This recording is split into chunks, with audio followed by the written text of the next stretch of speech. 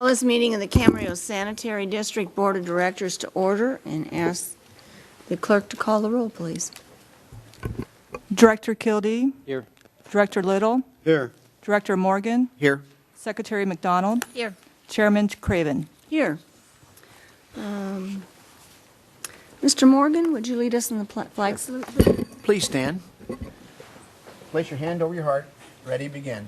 I pledge allegiance to the flag of the United States of America and to the republic for which it stands, one nation, under God, indivisible, with liberty and justice for all.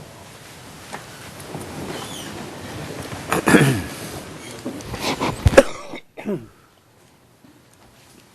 there any amendments to the agenda? There are no amendments. Public comments. I don't have any cards. Is there anyone who'd like to speak to the Camarillo Sanitary District Board of Directors? Seeing nobody come forward, we move on to the consent calendar. Move approval. Second. Motion and a second to approve the consent calendar. Please vote.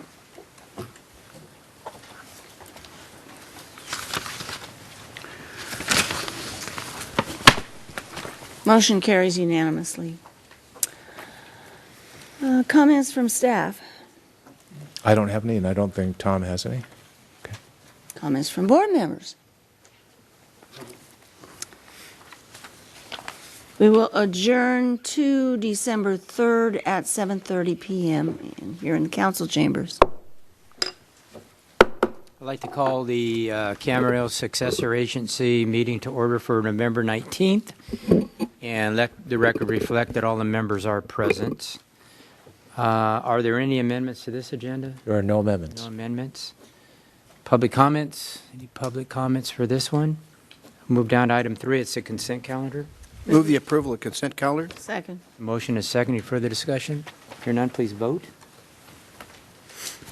That passes 5-0. Departmentally, comments from staff? on this I don't one? have any comments. No comments from staff? Comments from board members? Okay, with that, we will adjourn. Okay, I'd like to now call the regular City of Camarillo regular meeting on November 19th to order, and let the record reflect that all council members are present. Amendments to this agenda, Mr. City Manager? I do have two amendments on page 3 of your agenda. Almost to the bottom, under City Manager, item B, as in boy, local emergency update, Camarillo Springs debris flow. I'd like to take that off the agenda, please. In the second item, under presentations, I wanted to add just a quick, brief presentation from Mr. Petropoulos. Which Let's presentation? see, presentation on item 2. On page 1, Early session. in the early session. Item Roman numeral 2. Excuse me. Okay. Anything else? And that's it. Thank you. Your Honor, I have just one request when we get to the consent calendar. We don't have to pull it, but there's one item I'd like to be voted on separately. Okay. Which one is it? You want to wait till? Just item I, so if we can just vote on that separately, I'd appreciate it. Okay, hang on here.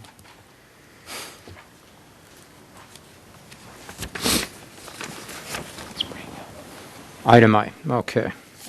I've got a question on Sure, item Mr. Little. G that I could get an answer for, and that is this award of contract, this Toro. We're not there Have they yet. ever done work for us before?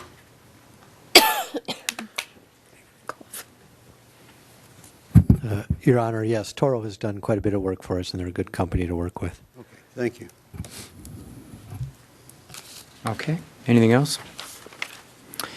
All right. Well, that gets us down to presentation. Then, Bruce, do you have something you want to? Yeah, I'm going to turn it over to Mr. Petropoulos. He has someone he would like to introduce. And Yes, thank you. Tonight I'd like to introduce you to George Winkler, our new Russell Fisher Business Collection Coordinator. George comes from the Small Business Development Center. He's been working with Ray Bowman, and we're looking forward to having George on board and confident that he'll do a great job as coordinator for the Russell Fisher Business Collection. And with that, we'll have him come up and say a few words, if you would. Okay.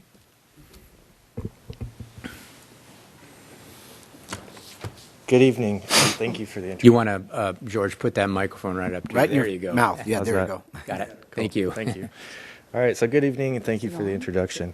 Wait, yeah, it's on. Is it? I guess we're having a hard time Yeah, speak hearing. right into it. Okay. Can you hear me? There you go. There we That's go. better. Great. So the Russell Fisher Business Collection at the City of Camarillo Public Library offers many great business resources, including databases, audiobooks, books, magazines, periodicals, and various other resources as well. We also offer face-to-face drop-in assistance, as well as host informational seminars that aim to develop various business skills. I look forward to assisting the entrepreneurs, small business owners, and students of the greater Camarillo. Thank you. Welcome. Welcome, George. Yeah, we look forward to working with you for a long time here. It's a great library and a great part of the library too. Thank you. Anybody else? Yeah, Mr. Little. Hang on, George. I think. Yeah, it was kind of curious. Last week at the Chamber of Commerce, we had a ribbon cutting for a young lady who had started a design, landscape design services, and is apparently doing well. But in her remarks about how she got herself started, and she's got a family and raising a young daughter, was that she had gone to this Russell Fisher library section and had just found all kinds of stuff that convinced her to get going on this idea, and apparently she's doing very well, and she's new to the area. Her family's new to the area. He's with the Navy and was up in Ridgecrest for a number of years, and now is in Camarillo. So I just thought it was interesting that it is proving to be something that gets people into doing what they want to do. Thank you. Yeah, thank you. All right. Welcome. All right, that gets us down to item 3. It's the consent calendar. Would move the approval of the consent calendar with the exception of item I. Second? There's a motion and a second. Hearing no discussion, please vote. That passes 5-0. I will move the approval of item I on the consent calendar. Second? There's a motion and a second on that. Please vote. That passes 4-1 with Mrs. McDonald voting no. Okay. That gets us down to City Council, and it's the formation of the Invocation Ad Hoc Committee. Bruce, do you want to? Sure, just a very quick sentence, Mr. Mayor and council members. The item before you, if approved, would authorize the mayor to establish an ad hoc committee to research practice of invocation at city council meetings and to appoint 2 city council members as per city policy to the ad hoc committee. And that ends my report. So we've had a discussion a few months back on this, and I would like to appoint, if they're willing to serve, Bill Little and Charlotte Craven. I'm willing to serve. I'll be willing. Okay. So you need a motion? Do we need a motion on that? I guess- I'll move to approve the mayor's recommendation. I'll second it. Okay. Any other discussion? Hearing none, please vote.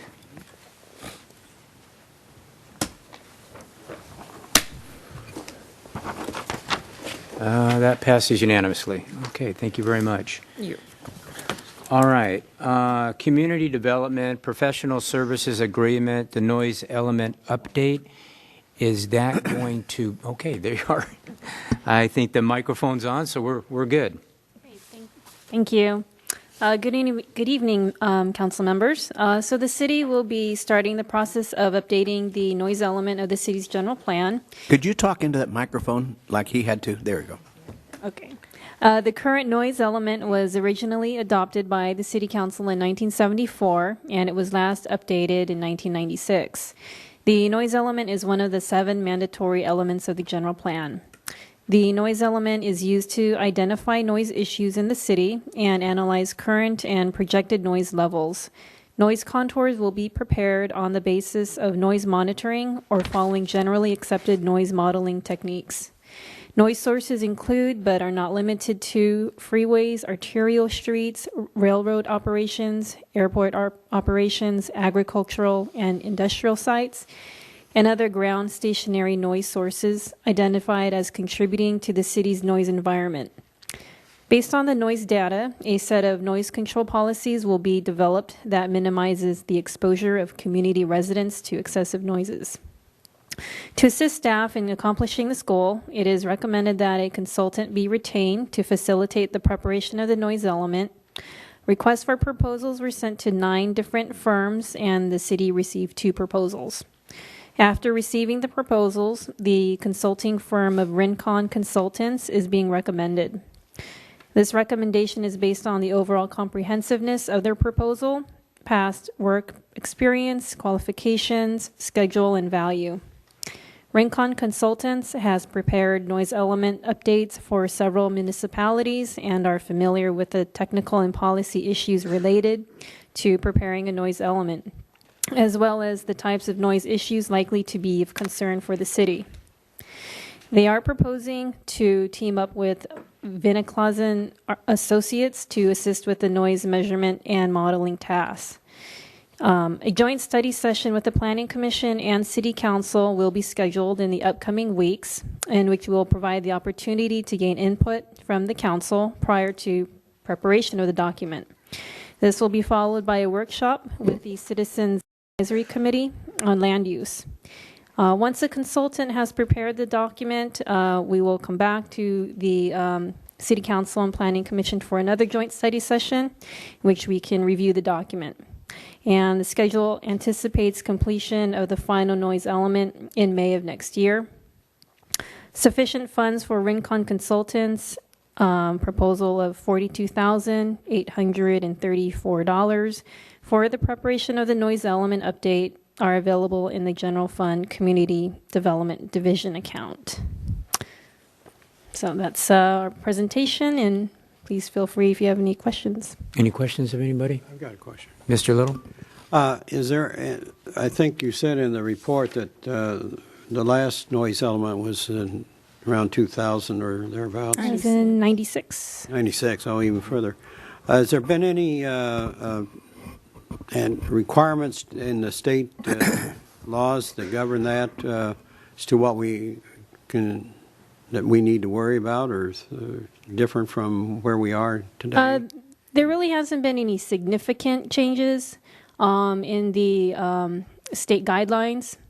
The last update that we did, there were changes at that time that were made to the state guidelines, which we made sure that we were in compliance with. One of the things that our consultant will do is to review all of the current requirements that go into the noise element to make sure that we're in compliance. Okay, thank you. Good. Your Honor, I move to authorize city manager to execute a professional services agreement with Rincon Consultants, Inc. in an amount of not to exceed $42,834. Second. Your Honor, I had one question before we vote, if you don't mind. So the reason that we are doing this at this point in time is just because of the date and the time that's been since we've reviewed it? Is that what's driven the That's correct. request? Okay. Thank you. Yeah, I just had a question before we vote, if you will. The Rincon, we've used them on numerous occasions, is that correct? We've used them for other environmental studies, that's correct. Yeah, okay. Okay, so there's a motion, there's a second. Any further discussion? Please vote. Okay, that passes 5-0. All right, that gets us down to city manager, resolution of formation of the Camarillo Tourism Marketing District. Do we have a staff report on that? I do, Mr. Mayor. Okay. The item before you this evening is the proposed Camarillo Tourism Marketing District plan, prepared and requested for adoption by the Camarillo lodging businesses, essentially the hotels and motels in Camarillo, and the Chamber of Commerce. If established, the proposed assessment district would be funded solely by the hotel and motel businesses in Camarillo to promote additional Camarillo lodging business through Camarillo marketing and tourism programs. The funds cannot be diverted to other governmental programs. As part of the necessary legal steps to establish the proposed assessment district, the City Council approved Resolution 2014-95 on September 10th, 2014, which declared the city's intent to establish the proposed district. Further, on September 24th of 2014, a public hearing was held to hear any protests and objections to the establishment of the assessment district and the levy of the proposed assessment. There were no protests or objections made. The 30-day time to contest the assessment expired November 12th, 2014, so that period has gone by and there were still no protests or objections. So tonight's item before you is another legal step. It's actually the final legal step on the city's, from the city's perspective. And tonight would be to establish the assessment district, declaring no majority protests have been filed, and therefore staff recommends adopting the proposed resolution of formation establishing the Camarillo Tourism Marketing District. And if you have any questions, that concludes my report. Any questions? Mr. Little's got one. After this is approved, assuming it is, who organizes, staffs, and operates the business? This is a 7-member board. There'll be 4 from the hotel, motel businesses, 1 from the chamber, 1 from the city, and 1 from one of the businesses at large throughout the city. So it's a 7-member board subject to the Brown Act.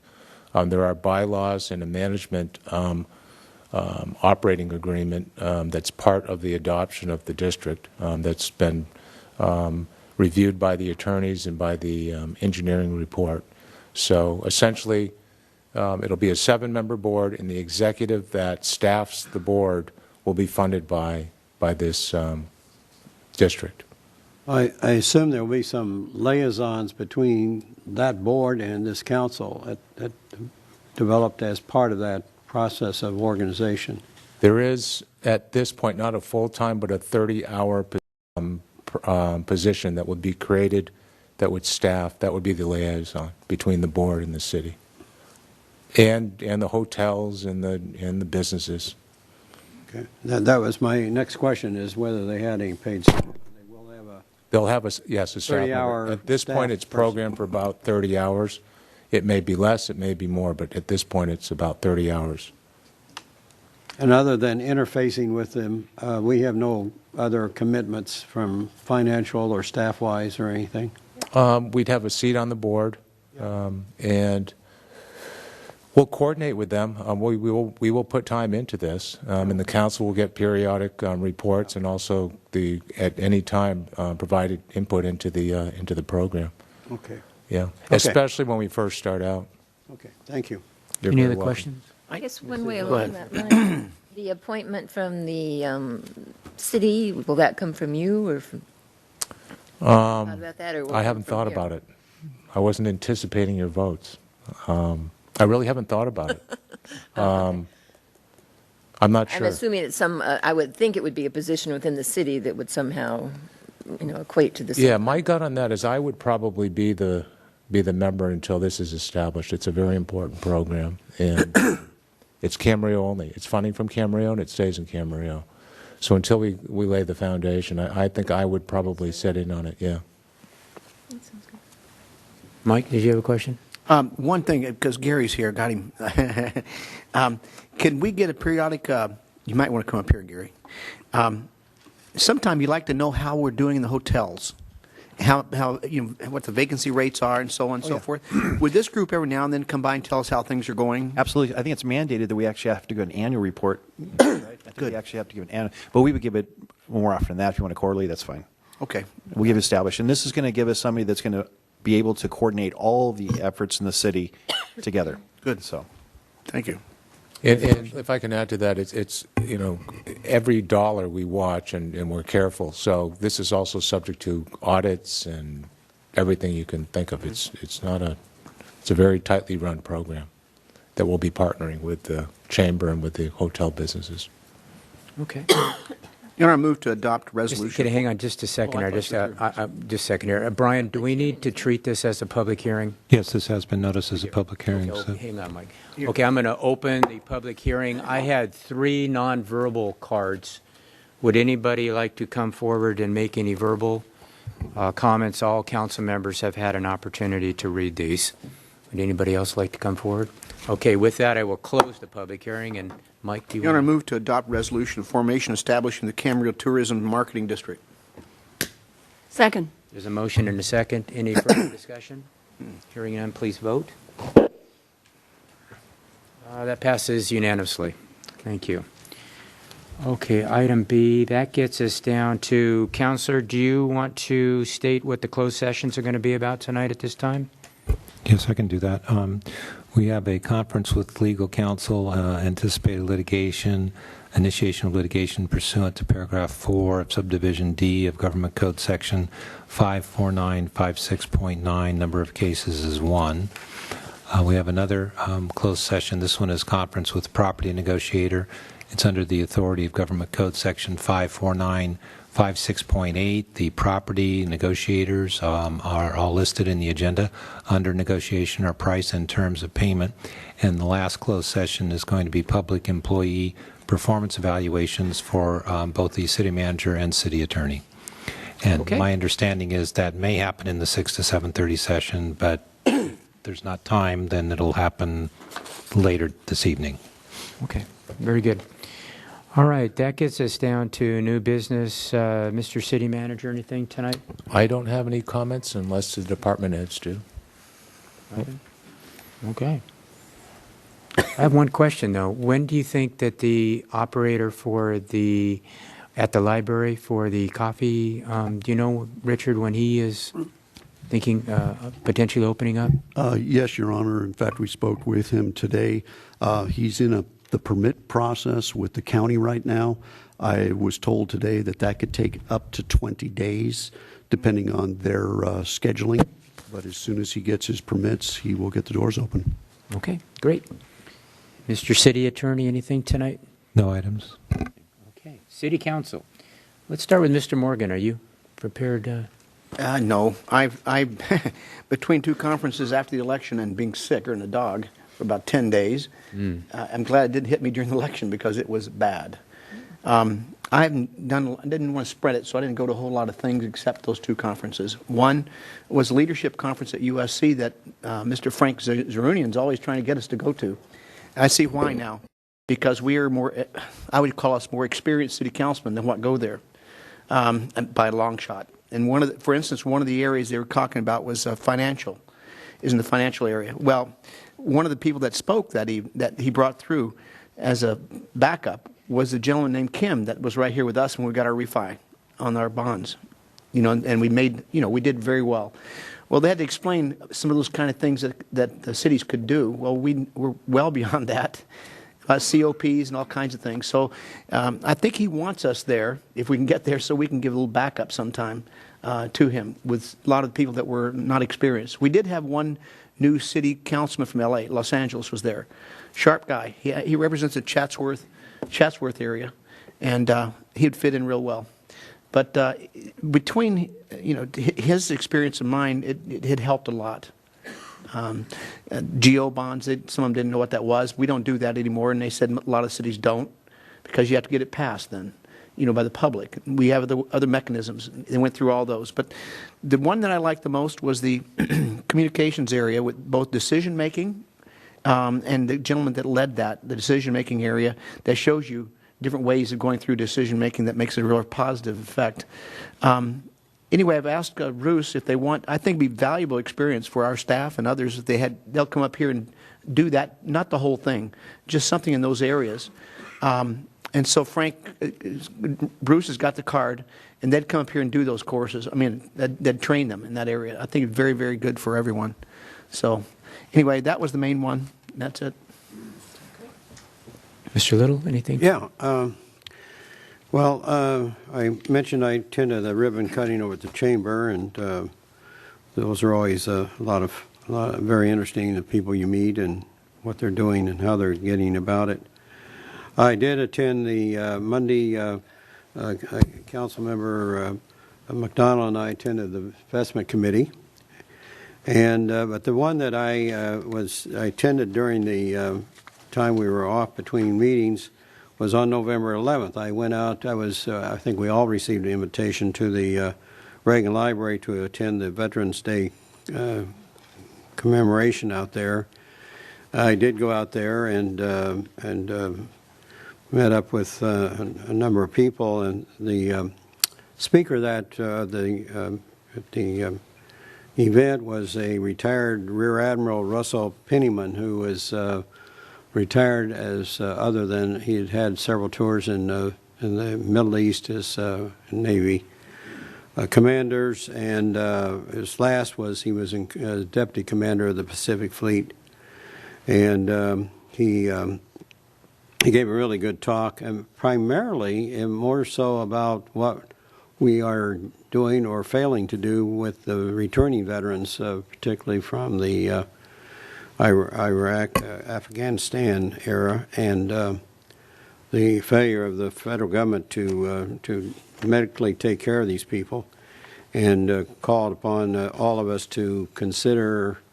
He said there's a world of good, reputable veterans groups out there that are helping, tremendously helping veterans in a number of ways, and called upon all of us to consider helping and supplementing those organizations with our contributions. I thought it was very good, and it was a very good presentation. So that's it. Okay. Ms. Craven, anything tonight? Didn't attend anything during this period. There was nothing on the list for me to there's more. attend. And besides, I was out of town. Okay. There you go. Ms. McDonald? I have a couple. On the Brown Act committee meetings, VCTC was held on November the 7th, which was last Friday. And it was held out at the Harbor District. It was a joint meeting between VCTC and the Harbor Board, or Harbor District Board. Obviously, the port and the traffic that comes in and off, once they unload the ships and put them on those trucks, that it becomes really a part of the traffic issue, and so it's good that we talk together and work through that. And also, Mr. Pernick and I took a tour of the harbor. I haven't been out there for a while, and it was they're working on always improving it.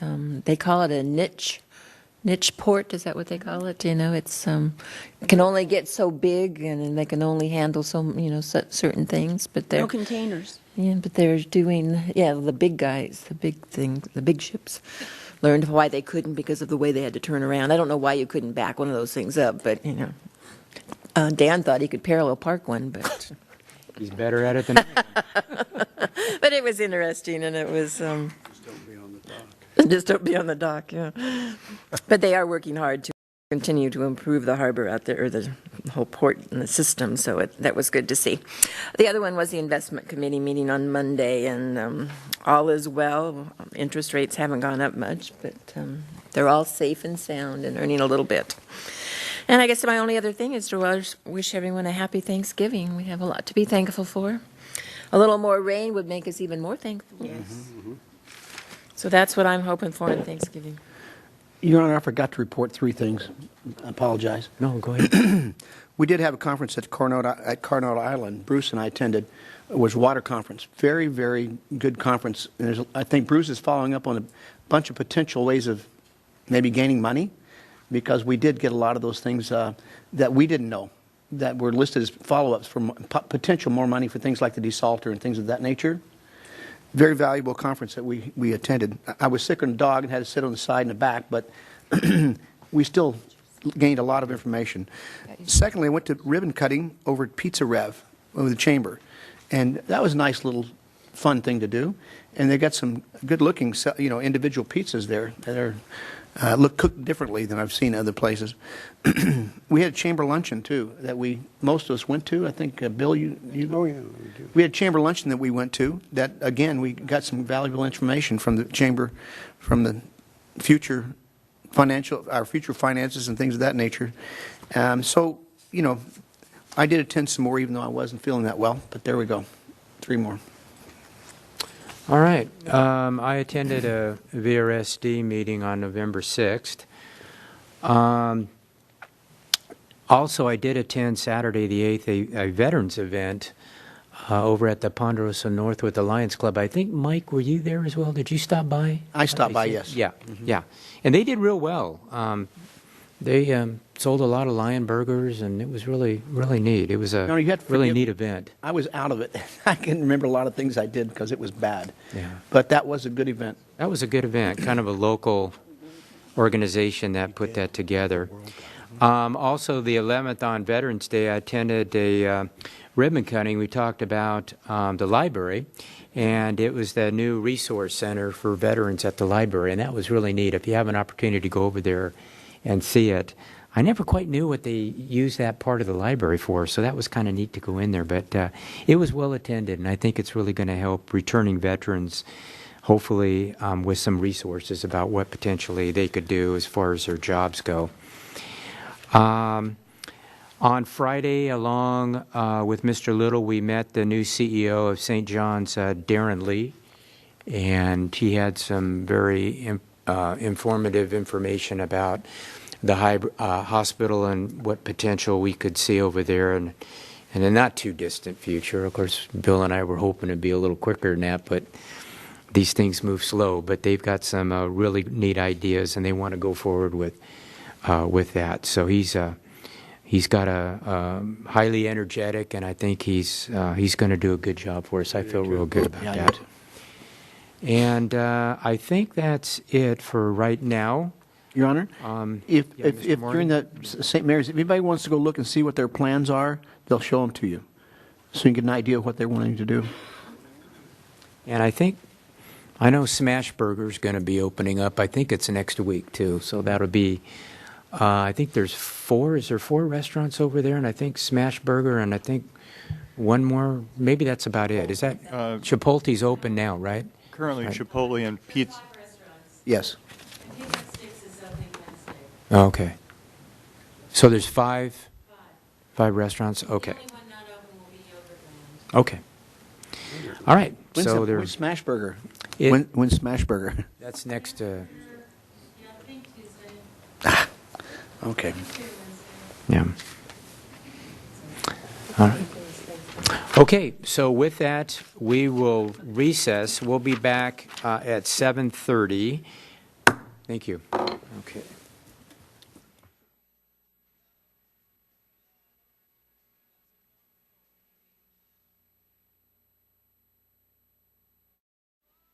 I'd like to reconvene the Camarillo meeting to order again. Let the record reflect that all members are present. And Mrs. McDonald, will you please lead us in the flag salute, please? Your right hand over your heart, ready, begin. I pledge allegiance to the flag of the United States of America and to the republic for which it stands, one nation, under God, indivisible, with liberty and justice for all. Okay. Amendments to this agenda? No amendments. No amendments to this agenda. Okay, so public comments. I have one card. Claudia Richardson. Is she here? Claudia here? There she is. If you want to come on up here to the microphone there, Claudia. And if you would put that microphone down real close to your mouth so we could really hear you really well. Okay. That'd be great. Thank you kindly for allowing me to come here tonight. I would like to propose to the City Council the consideration of this. My name's Claudia Richardson. I have 2 stores on Ventura Boulevard. One is Bags to Riches. I've been there almost 7 years in February. I just opened up Green Goddess a year ago on the same street, Ventura Boulevard. For 5.5 years, I had a clothing rack outside, a very small, very lovely clothing rack. And as of recent, the past year, it's been brought to my attention from the city that there's no ordinance for that to be allowed outside. So what I'd like to do is appeal to you to consider the importance of it for retail sites like myself. My business would bring in 25 to 40 customers a day based on that rack being outside. There's 4 retail stores now, and that of which none of us could put our racks outside. So there's an audience that drives by, and by having that as it invites them in. It could be done to where it's appealing and safe, and I would just like to appeal to you to consider that. I'd like to follow up with it, but it was presented to me that this should be my first step in trying to come forward and request that there's some considerations made. All right. Is that all? Thank you kindly. Could I ask a question, staff? I've got a question for you, Claudia. While she's there.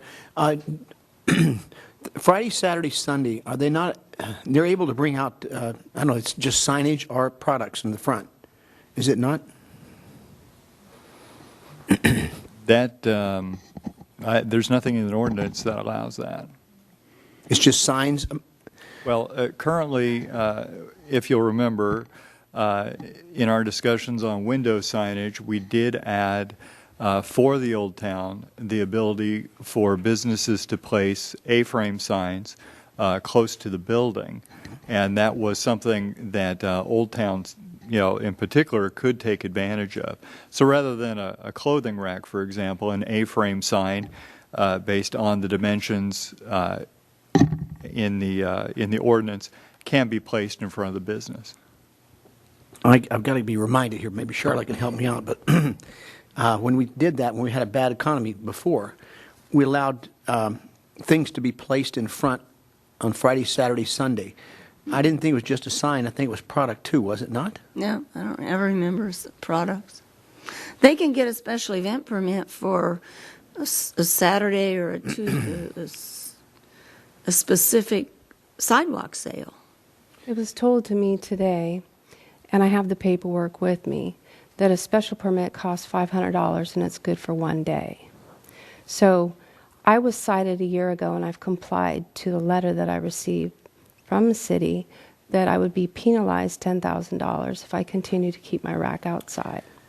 That of which there's no zoning, no codes for a retail store. So I like to come forward and represent the stores, my being 2 out of the 4 on the boulevard, and ask if we could move forward on considering that. My business, 25 to 40 people a day, 5 days a week, that has decreased my business 60%. And this year I would say yes. Following my numbers with the 6 years prior, this year we're definitely in a different economic situation than we have been all the years before. Your Honor, one more. Mr. Morgan. Yeah, one more response, because I know we did this, because I know that we had this store that had stuffed animals and toys. They were out there every weekend, and it was legal. That same thing happened over by the salon on Lewis Road. There was stuff out on the sidewalk during the weekends, on Friday, Saturday, Sunday. Why don't we have staff look into it? Why don't we have I'd like staff to look into that, please. May I say one more thing? Sure, yeah, she's got one other question. I'll get to it. With the restaurants, there's zoning, so they've structured the ability to have tables and usage out front. So if there's a zoning with retail that there can't be any outdoor storage, and yes, they did pass to where you can, as of the end of November, use a sandwich board sign, but I've just been told that I have to go to City Council so they could consider there being some zoning to where there could be an inspection if that is possibly an opportunity in the future. Okay, Mr. Little had a question here. Dave, is it because it's on a public sidewalk, or what, that the restriction is there? Yes. Yeah, it's in the public right-of-way. And so a store similar to hers in a shopping center could do that, and they couldn't do it because on the boulevard. Is that Not necessarily. Depending on the conditions of approval for a specific shopping center, they may be precluded from having outside. There's a number of shopping centers, I can name them, in the city that on Saturdays, particularly Saturdays, sometimes Sundays, they have tables out there selling merchandise of all sorts. Yep. Well, it's certainly something we can look into. Well, I'm not going to, I don't want to cause other problems for other merchants because of this, but seems to me that we're penalizing the people simply because they have a public sidewalk, if that's the case. Because there are stores in not every shopping center, but certainly 2 or 3 of them that have merchandise out on the sidewalks in front of their stores, particularly on weekends, Friday, Saturday, Sunday. I can name one that has it out 24/7. You probably can. I probably can too. Well, we can certainly bring this back for a study session for City Council. I think we should. I'd like to see that. Review, similar to like we did Yes. with window signage, because there are certain aesthetic implications here, also safety concerns with use of the public right-of-way and spacing for handicapped access and travel. And these things can certainly be explored and worked on, similar to what we did with window signage. It won't be an immediate fix, and the citizen needs to know that. This will take some time. And also looking at, not every day, maybe 3 days a week that we're talking about before, which we did before. I just don't remember. And because I know when they're on the sidewalk. Anyway, I'd like to look at that again. Okay, what we're going to do is bring it back to committee, and we'll Thank you make sure kindly you for your get time. notified of that as Okay, I well. appreciate you allowing me to do this. Yeah. Thank you. Okay, I don't have any other blue cards. Would anybody else like to come forward? All right. So with that, we'll go to the first public hearing item. It's an introduction of an ordinance amending chapters of the Camarillo Municipal Code zoning ordinance pertaining to breweries, wineries, distilleries, and tasting areas in the industrial zone. Dave, do you have... Thank you, Mr. Mayor. The city has 4 industrial zones, and they range in intensity from mixed use to heavy industry.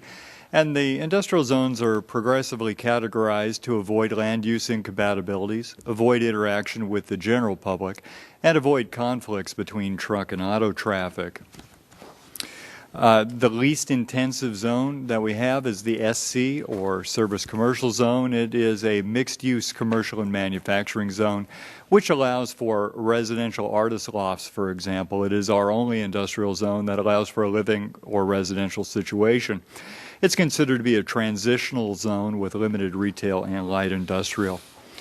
Next is the limited manufacturing zone, the LM zone. It is our traditional modern business park setting. Typically, you would have administrative offices, R&D, warehouse, and distribution, and it focuses primarily on clean industry.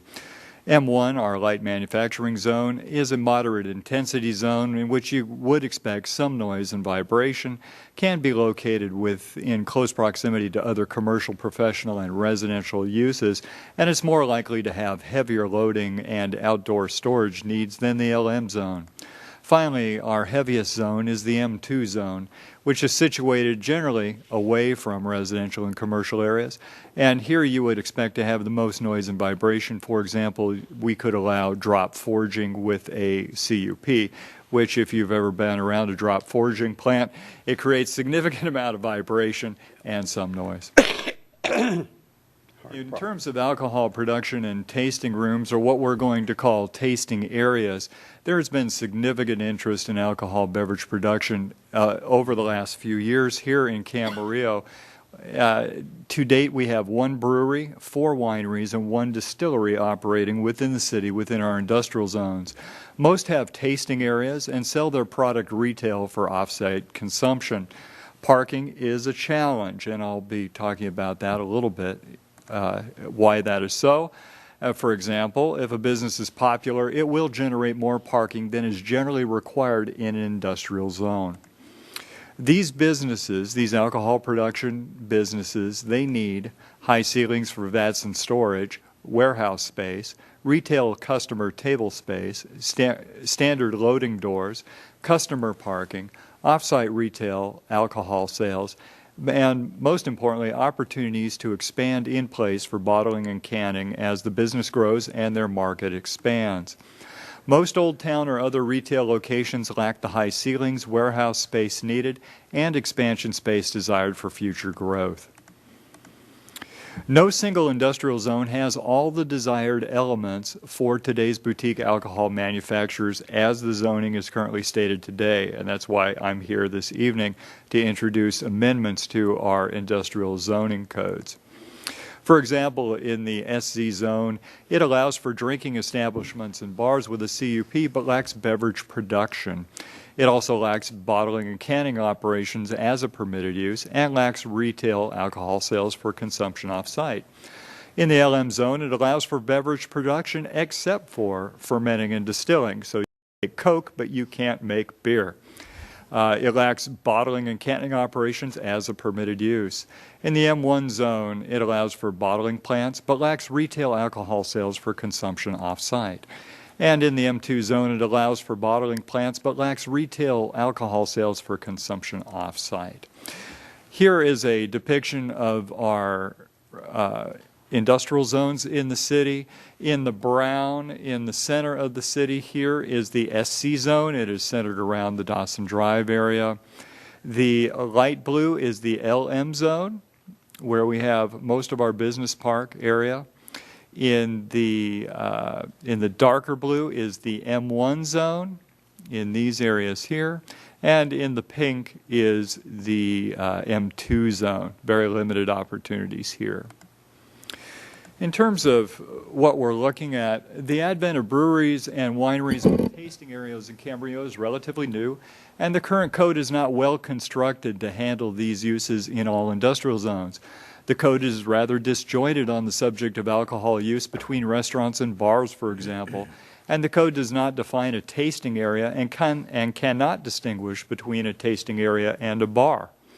The code is not clear about retail alcohol sales for off-site consumption in industrial zones. Most of the industrial zones offer a lot of what these businesses need. For example, the high ceilings, the loading, warehousing, and distribution capabilities, retail parking, and room for expansion into bottling and canning. Therefore, we set upon a course of action to introduce this topic to the City Council in a study session on September 24th. And the City Council approved us to proceed to the Planning Commission with the recommended changes. On October 7th, the Planning Commission Ordinance Committee reviewed and supported the following changes to the zoning code. And on November 4th, the Planning Commission reviewed the following changes to the zoning code and recommends their approval. First, to allow breweries, wineries, and distilleries to operate in all industrial zones with a conditional use permit. Allow for the sampling or sale of alcoholic beverages brewed, fermented, or distilled on site. Define tasting areas apart from bars. Allow the alcoholic beverage manufactured at the site to be sold retail for off-site consumption.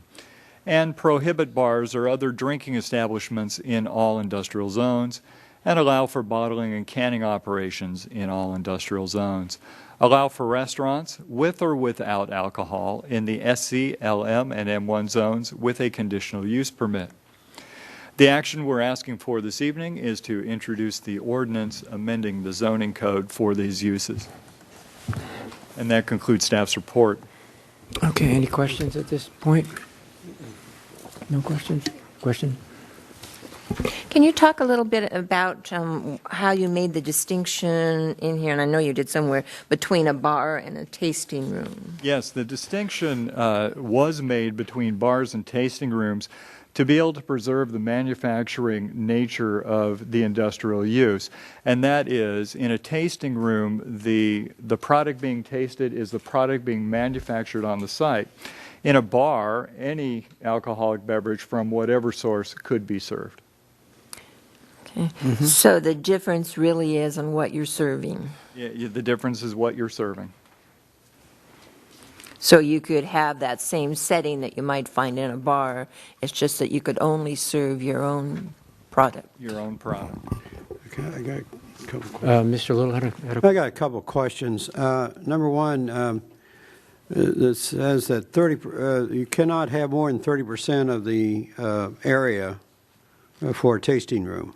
The gross floor area, we landed on 30% based on discussions that we had with, in fact, one manufacturer who's looking to expand into a new area.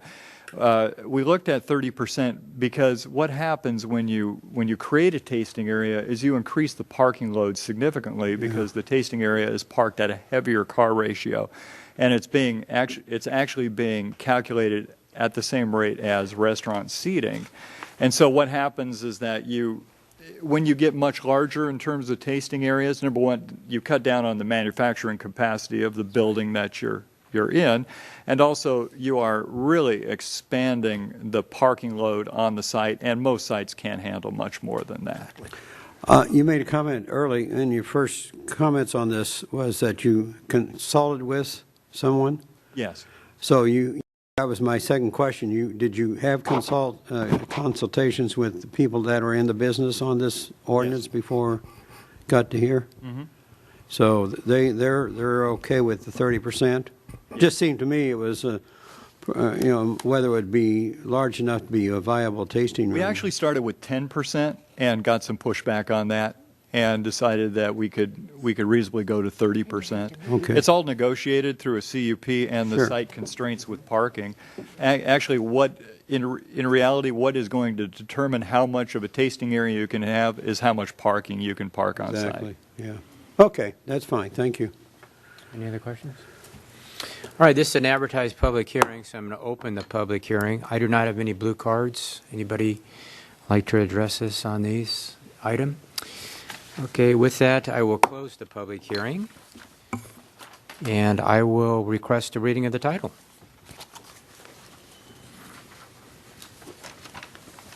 This is ordinance number 1099, an ordinance of the City Council of the City of Camarillo, California, amending chapters 9.04 definitions, 9.27 SC Service Commercial Zone, 9.28 LM Limited Manufacturing Zone, 19.30 M1 Light Manufacturing Zone, and 19.32 M2 General Manufacturing Zone of Title 19 zoning of the Camarillo Municipal Code, to add regulations regarding the permitted locations of drinking establishments, as well as breweries, wineries, and distilleries, and the permitted ancillary uses of such facilities, such as tasting areas and retail sales and associated development standards, adding and removing certain other uses in such zones, and making conforming and clarifying amendments to such chapters.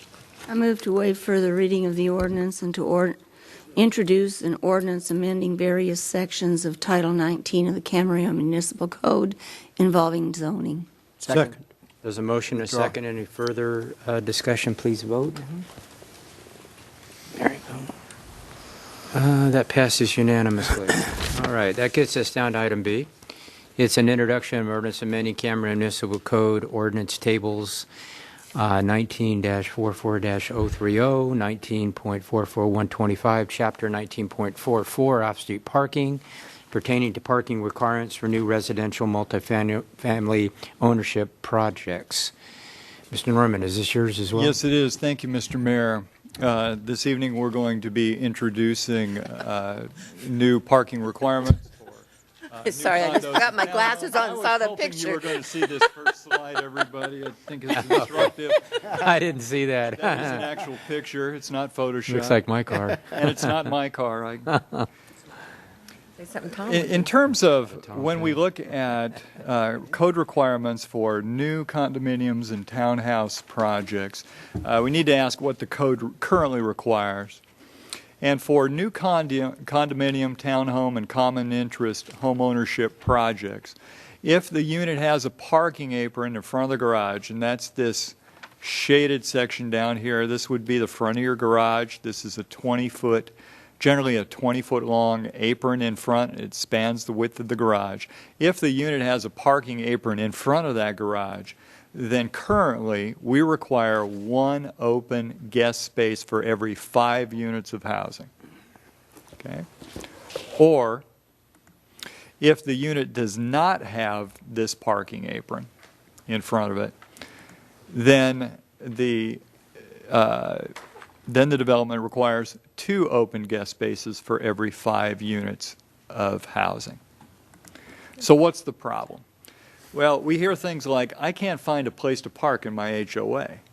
And the street is really crowded with too many cars parking on the street, and I'm afraid I'm going to hit someone. And parking from the neighboring people from the neighboring HOA are parking in our guest parking spaces. Didn't they build enough parking? How did the city approve that?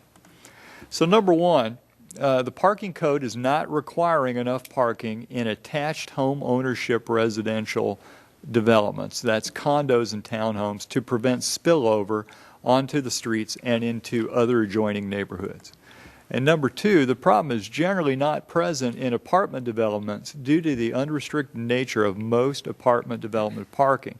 There's no ownership or dedication of much of that parking, so it allows a lot of freedom for people to move around to find a space to park.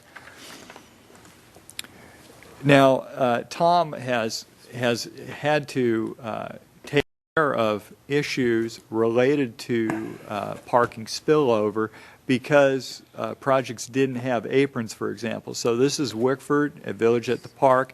You'll see in this oval here that we've got cars parked here. Well, this is early in the morning before there's any retail activity here. These cars are from this neighborhood here. Mm-hmm. And what you see here at Wickford is that there are no aprons here, for example, in front of these garages. This is all alleyway here. No one can park here. So there's no opportunity for someone to park in front of their garage and have their car parked if their garage is full of stuff or they've got 3 cars. Now, in contrast to that, there's Mission Verde, Mission Oaks, and Wood Creek, and here in the ovals you see traditional aprons. Here's your garage, here's the apron. There are opportunities for the homeowner to park there, and you see the cars right here. So then you don't have those spillover problems generally in these type of developments. So, having introduced this on September 10th to the City Council, and then moving it on to the Planning Commission, Ordinance Committee, and to the Planning Commission for recommendation, the recommendation is if the unit has a parking apron in front of the garage, as here, or with a dedicated side parking stall on the lot. And the reason why we're allowing this option is because we're seeing more developments that want this type of flexibility, and so what it does is it gives the homeowner more house going this way, and still provides a dedicated parking space on their lot. And then what we would be doing is increasing the number of open guest spaces for 2 open guest spaces for every 5 units, or if the unit does not have a parking apron in front of the garage or a dedicated side parking stall, then we would increase the obligation to 3 open guest spaces for every 5 units. Generally, we think this will solve the problem or go a long way towards it. And so our recommendation, therefore, is to introduce the ordinance adopting the new parking standards. Okay, are there any questions, Dave, at this point? Mrs. McDonald. Well, anybody who's listened to me for the last 16 years knows that one of my pet peeves is not having aprons in front of the homes, and I think this is a perfect example of it. And we remember when we talked about the condos townhomes that you talked about in the first slide, we debated that at that point in time. My question is, can't we just require aprons or side parking so there's some parking for each unit, and then we wouldn't have these problems that we have? So you're suggesting that instead of giving them the option, we just require it? Require aprons, and you'd solve so many problems. You know, that isn't... Unless there's a real unique reason why not. Well, designers, they like to design, and they like to be different. Yeah, they don't have to park there. Well... they don't have to live there. They don't have to visit. I think there's a lot to be said by allowing for flexibility if we can solve the problem with the use of guest parking spaces, and not necessarily having to dictate that every unit have an apron. Is it preferable? Yes, it is, but it tends to drive a certain type of development and a certain layout of development. Tom, I don't know if you have any comments on this. Well, first of all, maybe before a comment, the clarification that even if there were a decision to move forward with requiring the aprons, we would still see an increase in the guest parking as proposed. You're not suggesting that we wouldn't move forward with that? correct. Well, Okay, yeah, you all right. need So more, then- but the other part just makes it worse. I mean, Right, it's so just- then what you're suggesting is that going to a development that does not have an apron, instead of going from the 2 to the 3, the concern would be that that may not be enough to ensure that there's adequate parking. The only comment I can make is that generally the amount of parking shortage that we've seen by increasing the guest parking by, which would be going from 2 to 3 in that scenario without the apron, you'd be increasing guest parking by about 50%. And generally we've seen, if we were able to have seen some of the projects that have the problems, the parking problems, if they had 50% more parking, that probably there would not be an issue. So then it just becomes a question of whether the city would want to allow a development to have the flexibility where there may be certain limitations, either because of the shape of the site or what have you, that as they site the buildings, to try and create driveway aprons and a drive aisle. There's such a separation between the buildings that it does limit the opportunities to design a site. It would hamper, and that's something, again, planning can maybe speak more to, the limitation on designing the site. But the sense is, from what we've observed in parking problems, that even without an apron, by providing enough adequate, and a 50% increase at least is what's being recommended, adequate guest parking, that we should not see a problem anymore. the important word there is guest parking, and we're talking about the people that live there, and that's the problem. Yeah. And it's guest parking is not the problem. It's the people that come home every night who don't have a driveway to park in, who park out on the street or outside their complex, who can't come. And maybe, the old argument was you're supposed to have clean garages. Well, we all know that didn't work out, because that was the theory when we did Village at the Park. You had to have clean garages. Well, they can't pull in their garage. They can't even park in their driveway to unload their groceries because they don't have enough space to get their car in there just on a temporary basis. I don't think you can go out to any place in Camarillo that has not had aprons on the whole complex and find that you have really the majority of the people happy with it. It's something they move in, they think, no big deal, and they start to live with it, and they realize what a pain in the neck it is. And it's not a good thing. Sure, designers like it. They don't have to live there. They don't have to carry the groceries and the kids and whatnot. Or grandmother comes to visit, and you can't even park in front of your house to let her out. So it's the key word there is it's the guests, and it's not for the people that live there, and that's what we need to accommodate. Your Honor, if I could, and I apologize when I use the term guest parking, I'm referring to the way we label the parking in the design process, but it's understood that even though the parking may not be in a driveway apron, that the residents themselves can also use the guest parking. It's generally not limited to only guests. And I will harken back to maybe my lifetime of research living in condominiums, and I've lived in a variety of different types of condominiums, some with aprons, some without. And actually, one of the communities that I lived in that worked very well is where there was adequate guest parking that was predominantly used by the residents, and there was not a driveway apron on any of the units, and it still worked okay. Yes, if you want to try and park at your garage to bring things in, you have a limitation. If you don't have any space in your garage, usually everybody would at least have one space available, and they would store in the other stalls. So it can be made to work, but you need enough parking available within the community. And I'll call it that instead, parking available rather than guest parking, because it truly is available to everybody in the community, including the residents, and it can be made to work.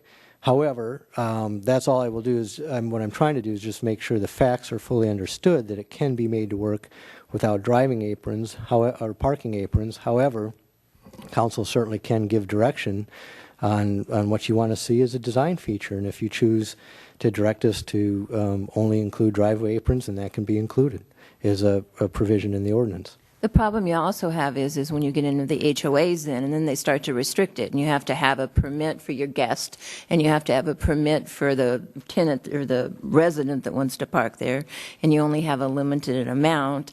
And if by chance you happen to go visit and you don't have a parking permit, then you get, the whole problem. So it just seems to me that you just start out that way. If there's a unique time when you can't fit in, then that's the exception, not the rule. It's just my pet peeve. Mrs. Craven had a question. Well, first, let me get on the record. I tend to agree with Mrs. McDonald that the aprons are preferable in my opinion, and I understand. I've disagreed with garages and the way designers like to put garages in other places, and one of the things I've never liked about alleys or spaces where you drive between buildings and park at the back, is that you don't have parking aprons. But my question, now that I got that out of my system, I'll get down to my question. Could you go back to the slide that had, or the screen that has the picture of 2 units and one had a side stall or whatever you called it?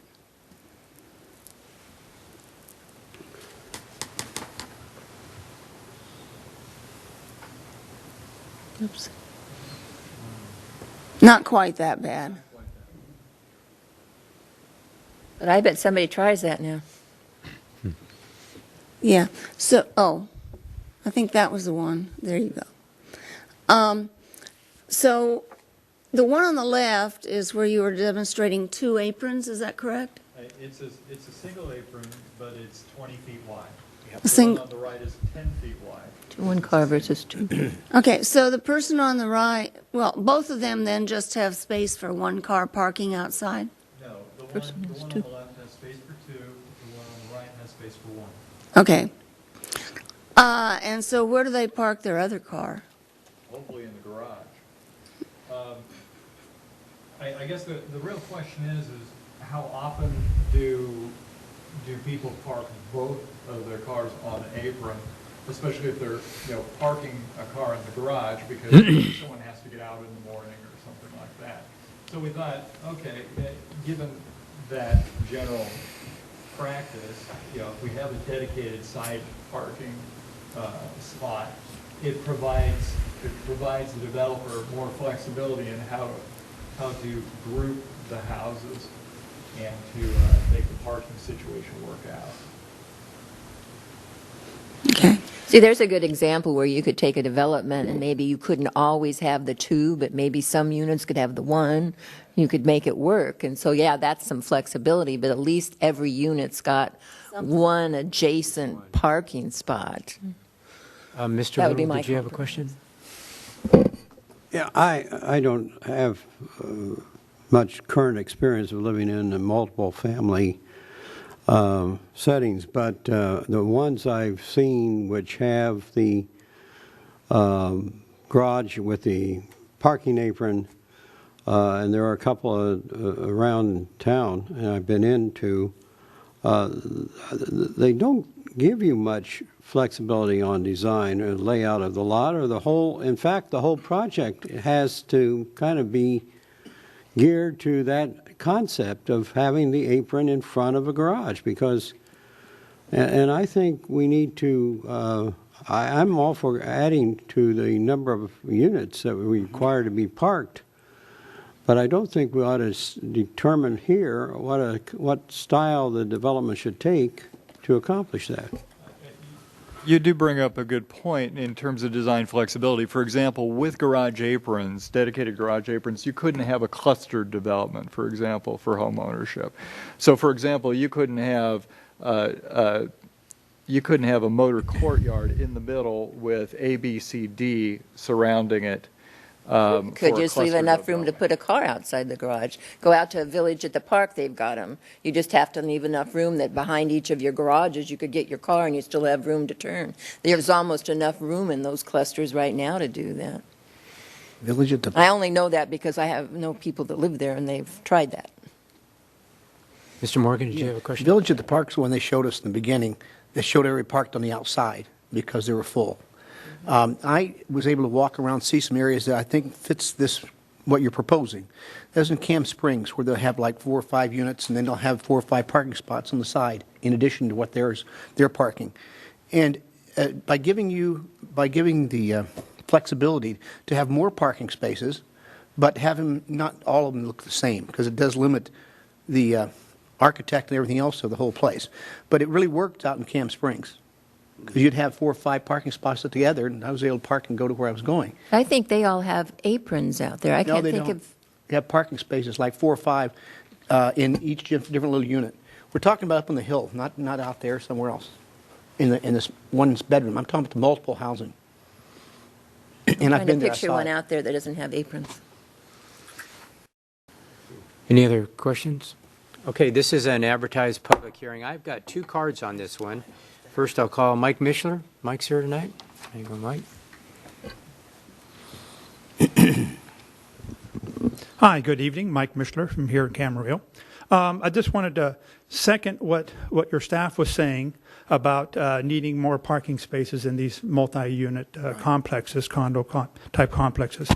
Mike, I'm here tonight to say I think they've taken one step in the right direction, but they haven't gone far enough. There's another step they should take, and I'll talk about that here.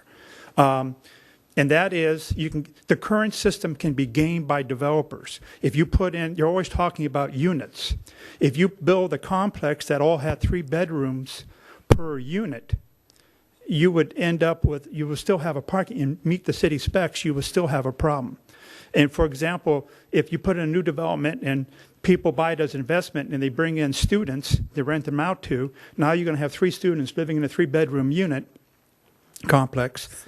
Well, you only got 2 parking spaces, okay? So, and one little portion of a guest thing isn't going to hit you. So, I mean, you haven't gone far enough. So what I'm proposing is you add another layer on top of what is already being proposed here and do another calculation, which your staff already does at every development, and that is you count the number of total bedrooms in the complex and divide that by the total number of available parking spaces. And there's a very simple calculation, takes 5 seconds, and that will get you to an answer, and I'll tell you how I got to that. At the same complex out there at Village at the Park, the same condo complex next to the school has many traffic problems, and you've already pointed them out, and I can point out many more. If you do that calculation out there, you end up with about 0.86 parking spaces per bedroom. At the very adjoining condo development, closer to the YMCA, they have no parking problems. There are no issues over in that complex. If you do the calculation over there, you end up with 1.7, 1.8 parking spaces per bedroom. So what I'm proposing here, real quick, is that you add another layer on top of this that includes the bedroom calculation with parking spaces to get up to 1.2. And with 1.2, you won't have any problems. So you do all this stuff, and if it comes out to 1.2, you don't have to do any more. But if you don't reach 1.2, then you have to keep adding more additional parking spaces to get to that. And it works. I mean, you have the data right here in the city, and it works. And it's very simple. And that would take care of all the gaming scenarios where people will build 3 or 4 bedroom units and get around the parking issue that you have right now. And this is a huge impact here in the community, real quick. At that one site you're talking about, the school, they park in the school parking lot right adjacent next door. The school has a problem with them ongoing for years and years. They will not allow rec and park activities to use that parking lot. That's the only school parking lot in the entire city that the school district will not allow rec and park to use. And that's all because of those residents overflowing into that parking lot. So this has a huge impact, and it steamrolls down the road. Thank you. Thank you very much. Any question? And second here, Mike. No, and I usually make a real point never to comment on things people say, but I do say some morning about 5 o'clock, go down to the YMCA, and you'll see all the parking against the fence just before they've opened, and it's all from people in those apartments. So they do have a problem over there. Yes, and this little site, I spent 2 years on Saturday riding my bike through those neighborhoods, counting every single parking space because we had issues with the park.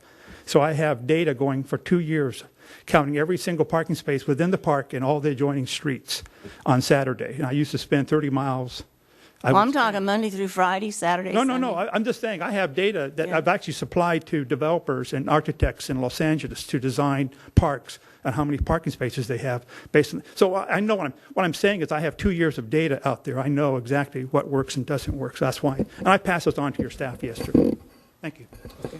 Thank you very much. Can I ask a question to follow that up? Not of you, but the staff. When we're calculating parking spaces per units or whatever, what kind of formula do you use?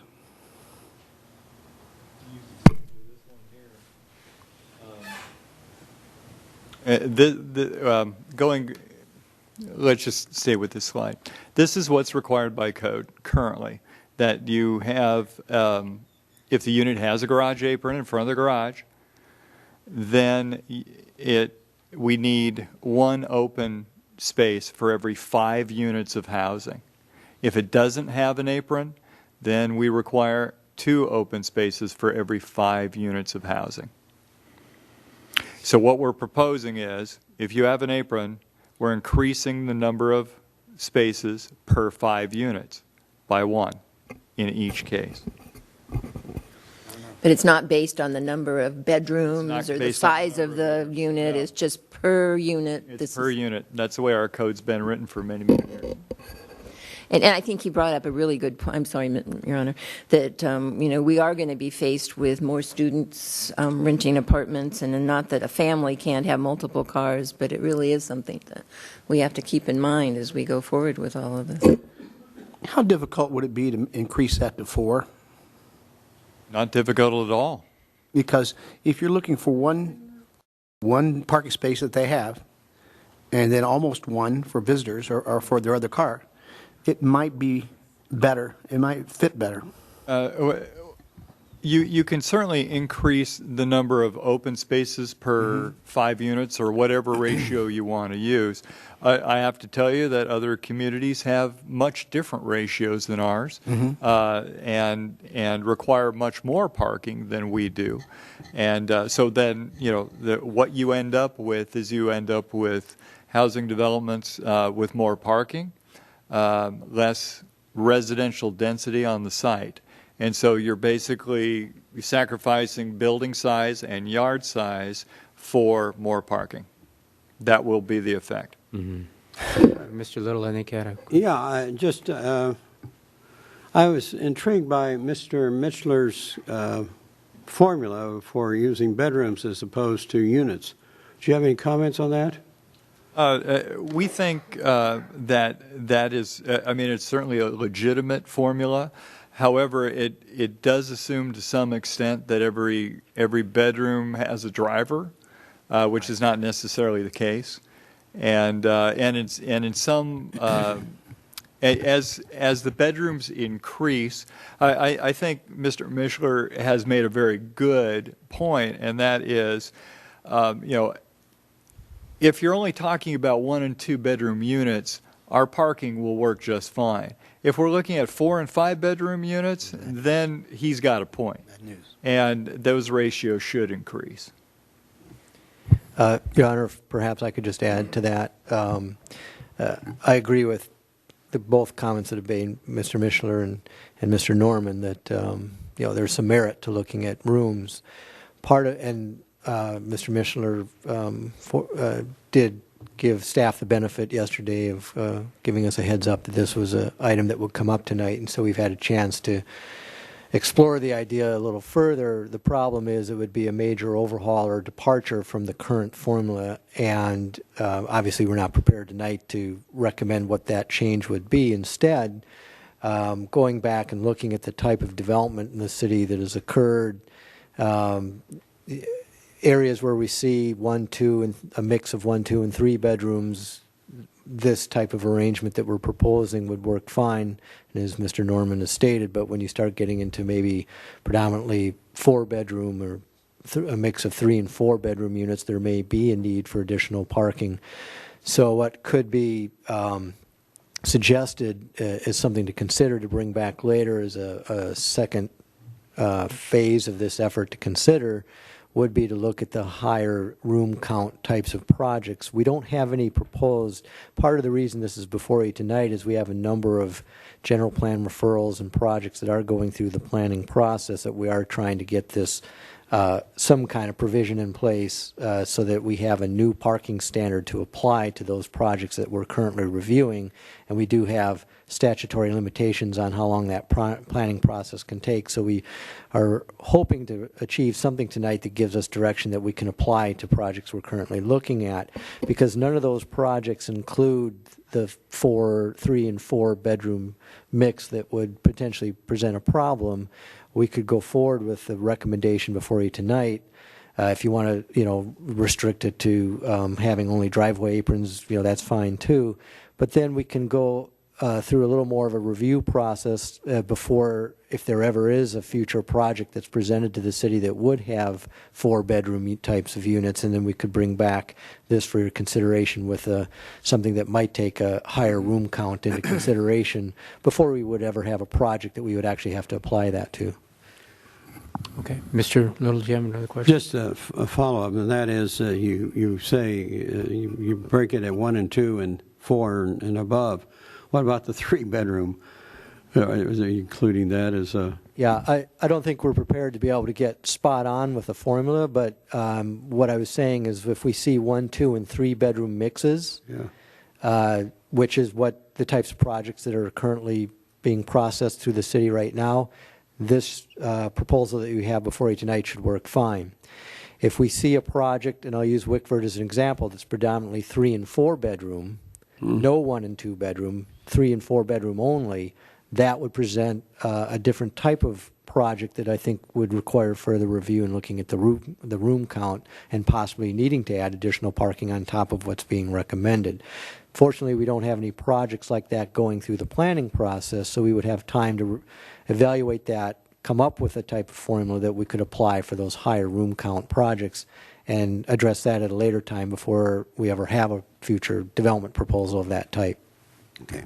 Thank you Just very for much. clarification, what Tom is suggesting is that we move forward tonight with our proposal, and then for those higher bedroom type communities, an additional ratio factor would be added to the current parking formula to account for those higher bedroom counts.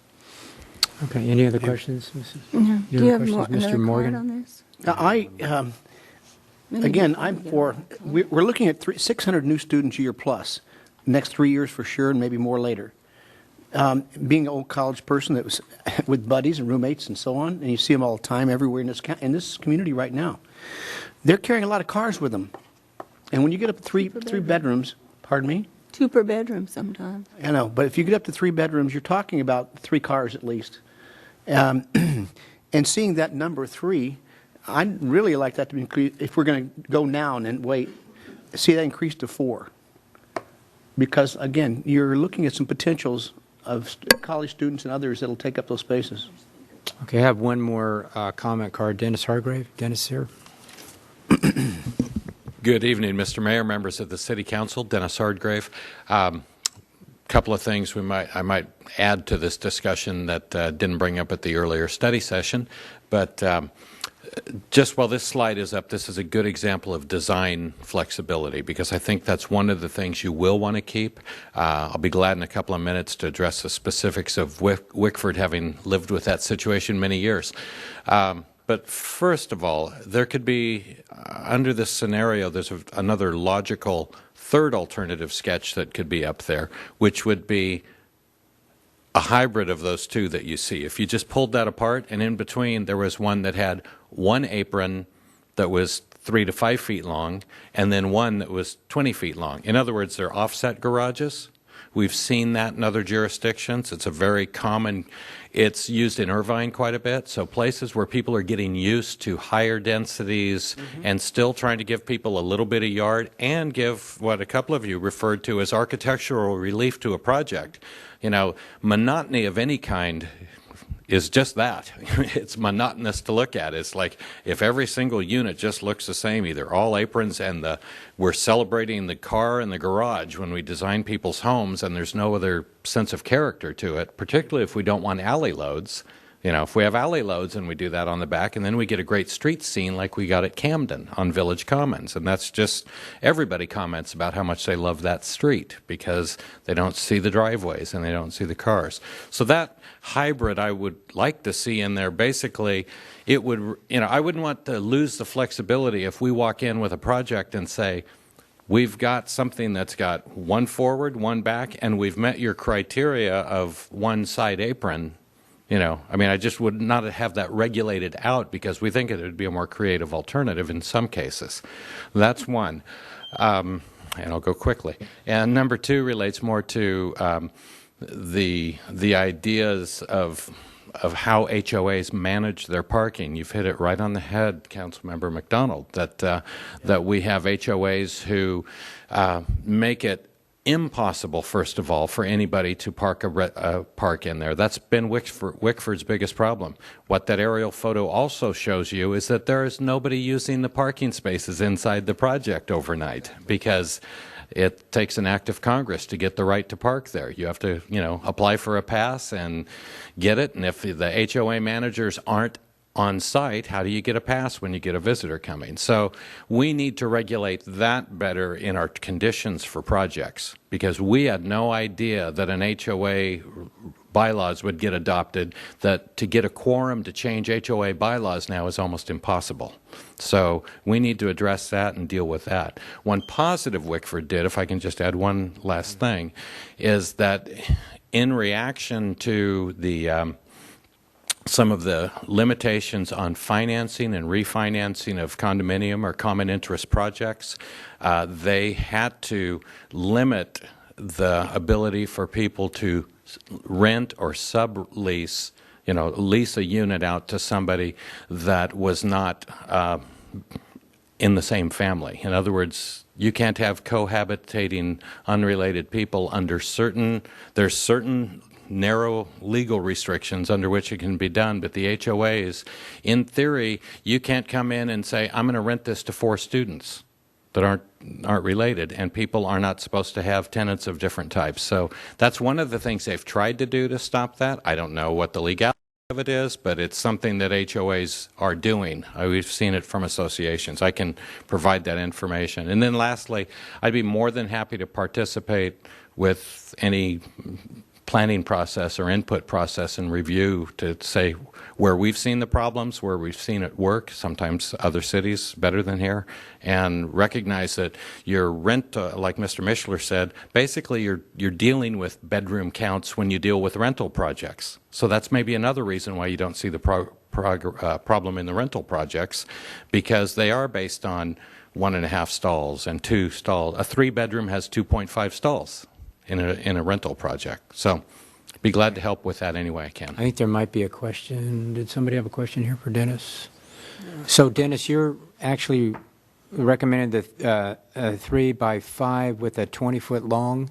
Is that, did I hear no, that what I'm right? saying is if you're doing number 2, for example, or if you're doing the left one, basically that picture, the 2 pictures really ought to be slid over to the left side, if that makes any sense, because those 2 pictures aren't illustrating the left explanation and the right one. Those 2 pictures are both explaining the left explanation. All I'm saying is, to that left explanation, the variety of being able to say, I'd like to do offset double garages, would also accomplish the same thing, if that makes any sense. Your Honor, perhaps to help, at least with what's being proposed on the parking requirements, is not to restrict or guide or dictate any type of design on driveway apron. It's just identifying that if a driveway apron is provided that's large enough for a vehicle to park in, then you would use the first criteria, which is 2 guest spaces for every 5 units. However it's designed, so we wouldn't in any way limit the flexibility for design features to be modified, but as long as they still include a viable apron that can be parked in. Your Honor, could I ask Mr. Hardgrave a question? Sure. And sorry, I'm the one that brought up the apron, but it shouldn't be new because you've heard it before. If we're talking about making this, instead of 3, we're making it 4, we're making it 5 per unit. So if you're going to have all this parking somewhere, why in the world don't you just give them an apron?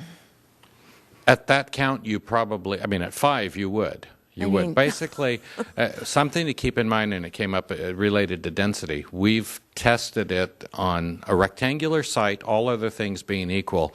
Putting driveway aprons cost you about almost 2 units per acre in a project. So, in other words, your net yield on a project, you lose always more than 1 unit, typically 2 units per acre. So if you're looking at, take Springville, and you're saying you've zoned something 15 units per acre, I cannot achieve 15 units per acre site planning a project using the driveway aprons. And I think you found that with everybody else. If you went back and looked at gross yields, net yields, however you want to say it, your densities are kind of skewed in, slightly odd positions when it comes to that. So if you think when you zone something, great, we're going to get 15 units per acre here, it becomes definitely a range and it starts skewing down. And it just depends, do you want flexible space? I think it makes sense to have more spaces. I'm certainly not saying not to add more spaces. I think the ultimate number is something that would take a little closer review. Mr. Mishler's got a great idea. I think looking at how those formulas work to product mix would help you make sure you were evaluating units right. May I follow up on that? How much more space or the difference in space between a car that parks, let's take the single one. So it's one car there versus one parking stall somewhere. Well, other than flexibility, I understand that, design or whatnot. You park my car, I park my car. What happens is you then start creating, I call them parking fields in a lot of ways. In other words, what you would normally do for efficiency, you would have houses facing each other. And so once you start, it's only if you have an irregular leftover space, now you're putting just a 20-foot deep parking stall. I probably should be using a whiteboard to do this, but I mean, you're basically, now you have a 20-foot deep stall, and your whole planning module for laying out a neighborhood is changed because now it's just parking spaces only then. So, it makes some difference.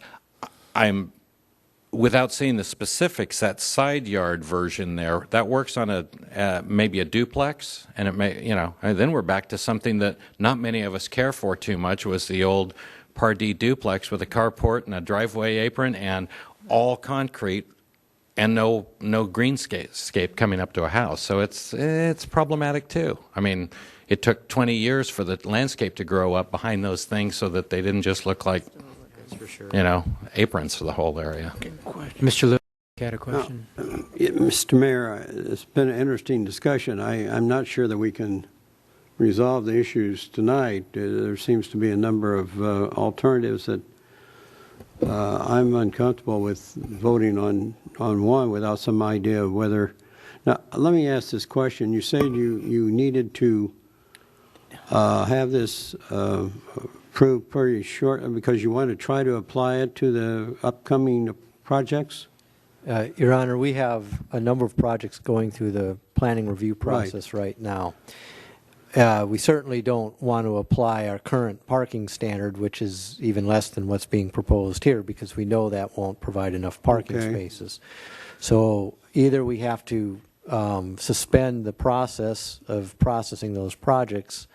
If, for example, if this doesn't get approved tonight, then we would have to suspend projects until we have direction, and that certainly can be done, but this is something perhaps the city attorney can weigh on, what kind of statutory limitations we have on suspending projects once they're in the planning process, and perhaps because they're, I think, mostly general plan referrals, you might have a little more latitude there, but there are some limitations and deadlines that have to be met. So the reason this is before you, and we did have a study session earlier to try and flesh out some of this at that time, we're just trying to get direction so that we can impose parking requirements that we currently don't have the authority under the current ordinance to impose. Mr. Morgan, you had a question? I'd like Dennis to come back up. I got a question for him, if you would. Dennis, when we're looking at 5 units, and we're talking about increasing the parking spaces to accommodate 5 units, or 25 by 5, anyway, 5 units per, how would you do it?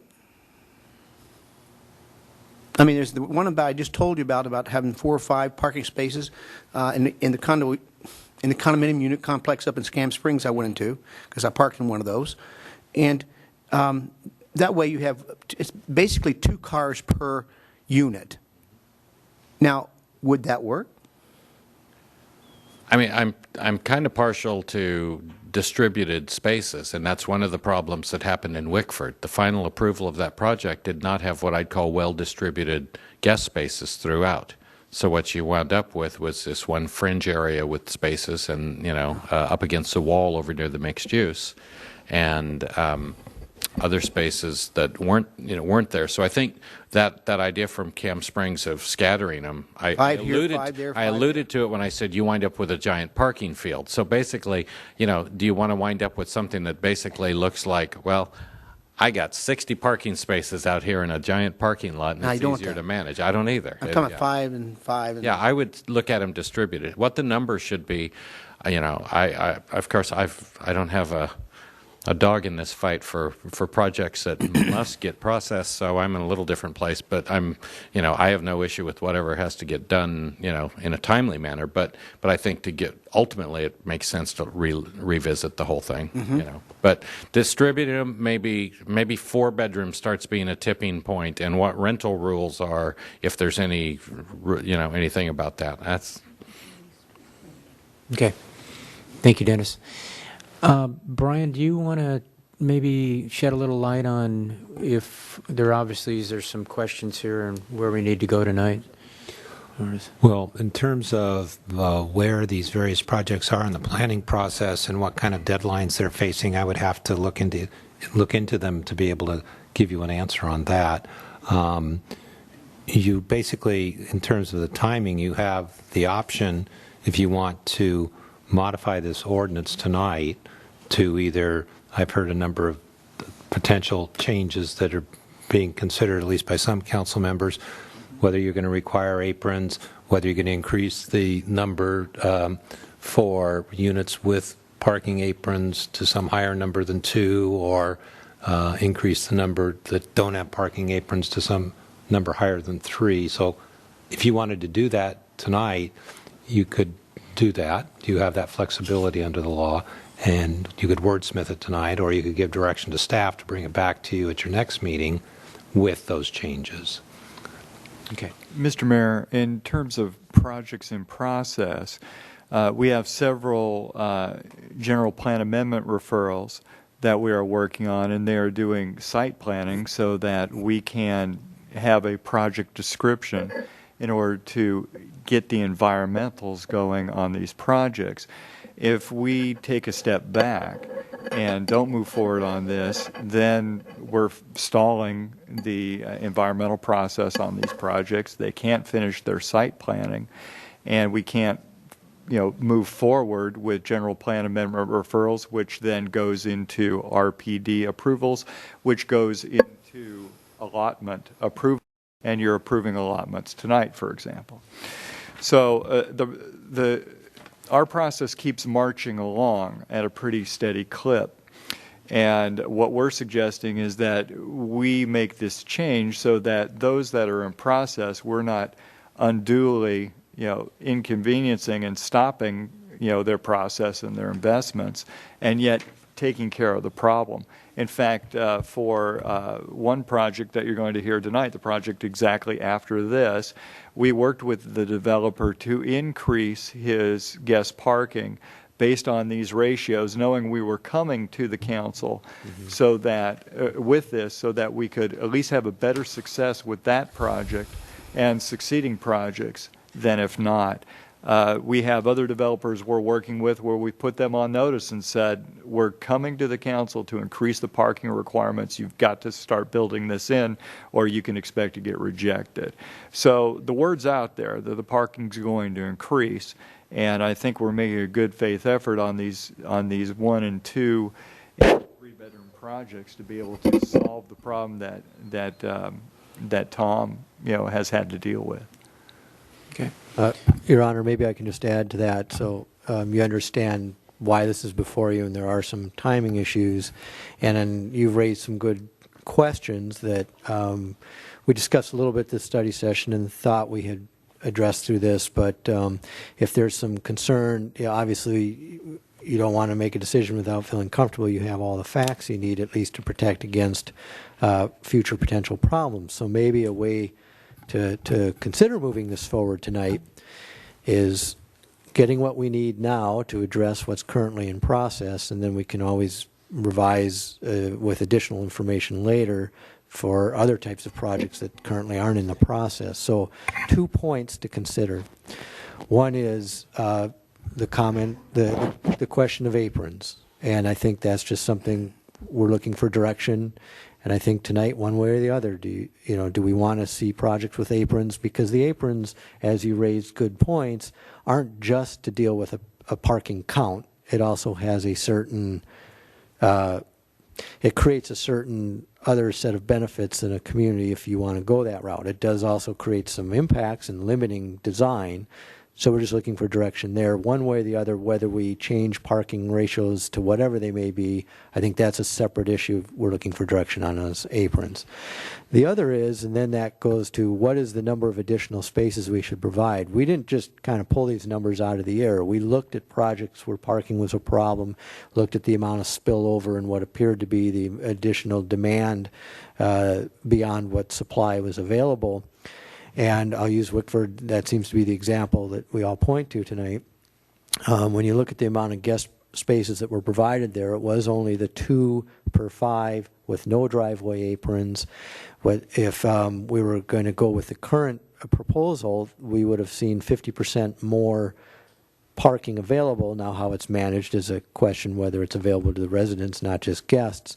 But if you look at just parking supply, with 150 units in the complex, that would be about 30 more parking spaces that would have been provided. Mr. Hargrave makes a good point. You can't just provide quantity, you have to spread it through the community so all the residents have access to parking near their unit. That's also important, and that could be a statement put in this as well.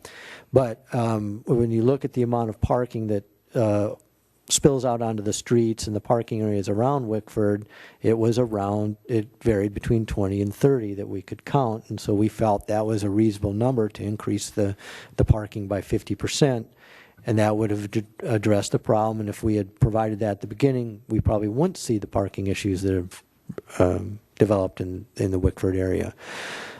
The issue has been raised about higher bedroom counts, and I think, the types of projects that are before us now, as I've stated before, we're not dealing with the high bedroom counts that would cause a problem with this recommendation. If we ever see again, I don't know if we will, a type of development that has 3 and predominantly 4 bedroom units, we can certainly try and create a criteria to deal with that higher bedroom count before we would have to deal with a project like that. So we're back to really looking, and I'm going to make a recommendation, and that is that we go with the proposal tonight with 2 points. One is seeking direction from you on driveway aprons, and with some kind of statement that it would be brought back for further review for projects that would include 3 and 4 bedrooms. Okay, Mrs. Craven had a question. I don't know, maybe this is a question for the attorney or for Mr. Norman, but could we, with whatever, if we're going to move forward tonight with whatever we do, can we put something in someplace that says this is for 3 bedrooms and less? Yes, Right we can certainly add that language. If we really don't want it to deal with 4 bedrooms? Yes, we could, if the attorney will turn to, or everyone turn to page 5, large page number 5. Actually, page 4 and 5 are basically the same for these 2 different requirements. What we could do, and I'm just going to throw this out here, just because you've suggested it. Under when you look at number 2 in each of these tables, where it says multiple family residential townhomes and condominiums, that would be number 3 on page 4 and number 2 on page 5. We could put a qualifier there saying 3 bedrooms or less, and we could qualify it there. However, the problem being that you don't have anything that addresses 4 and 5 bedrooms at this point. And I'm assuming you'll come back really fast with it. Well, we're going to have to do that, yes. And my understanding is we do not have any projects in the pipeline that are time-sensitive that are 4 or more? We do not have any in the entitlement process that have 4 and 5. Okay. We have one project or two that are under construction that are previously entitled. But this doesn't apply to them. It doesn't apply to them. It's just everything going forward. Your Honor, I would like to, and I probably stirred the pot a little bit with the aprons, and I'll guarantee you I will continue to do that because I've been doing it for years, and it's still something that irritates me to no end. But hearing everything I've heard tonight, I would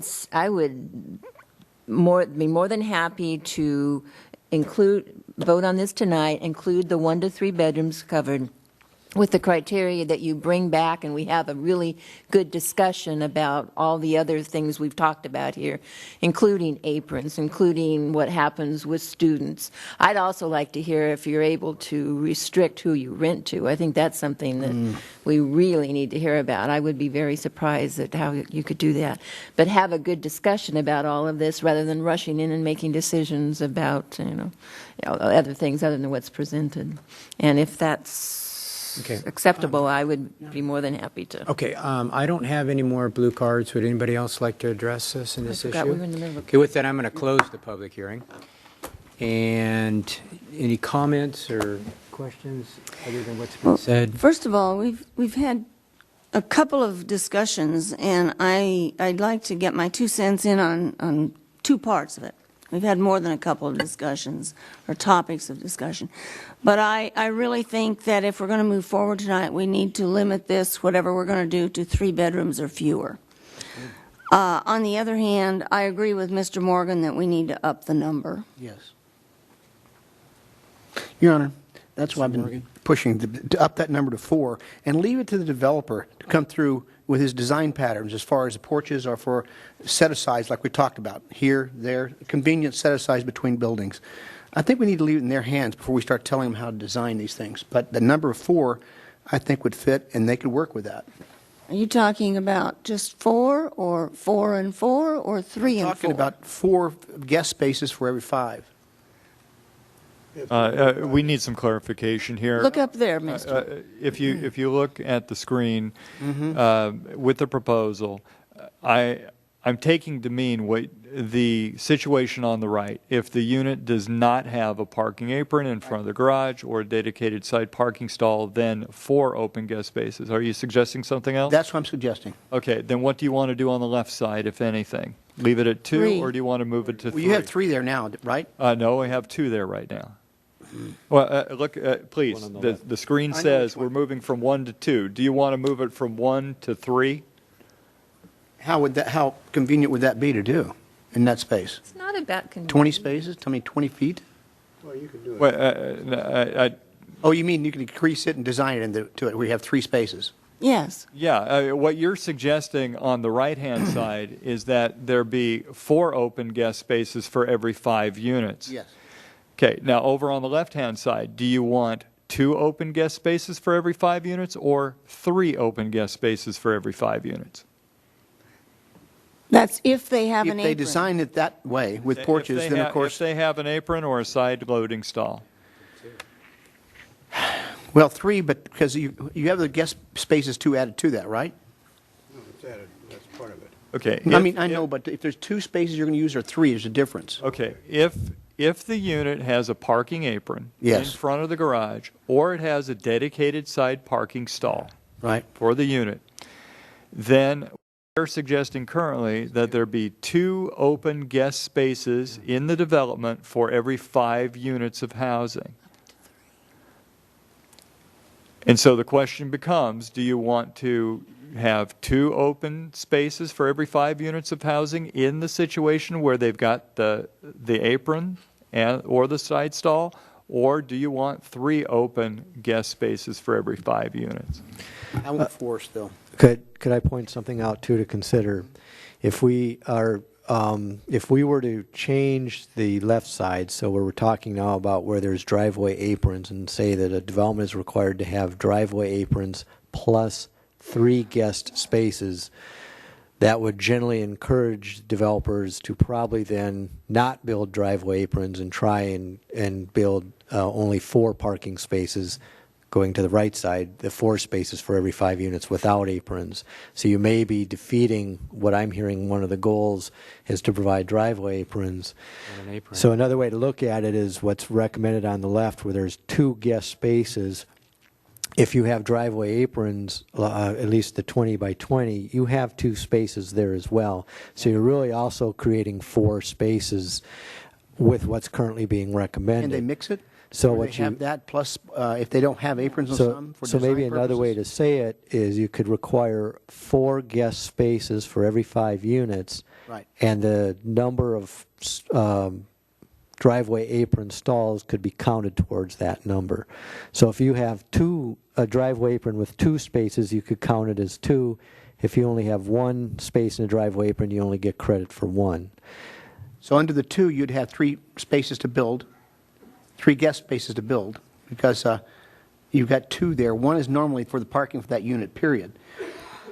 You would, with what you're suggesting, if the council wants to go with, I'll start again with on the right side where we're currently recommending 3, if you don't have any driveway aprons, we're currently recommending that there would be 3 guest spaces for every 5. And that's the only we said parking that 4. would be available.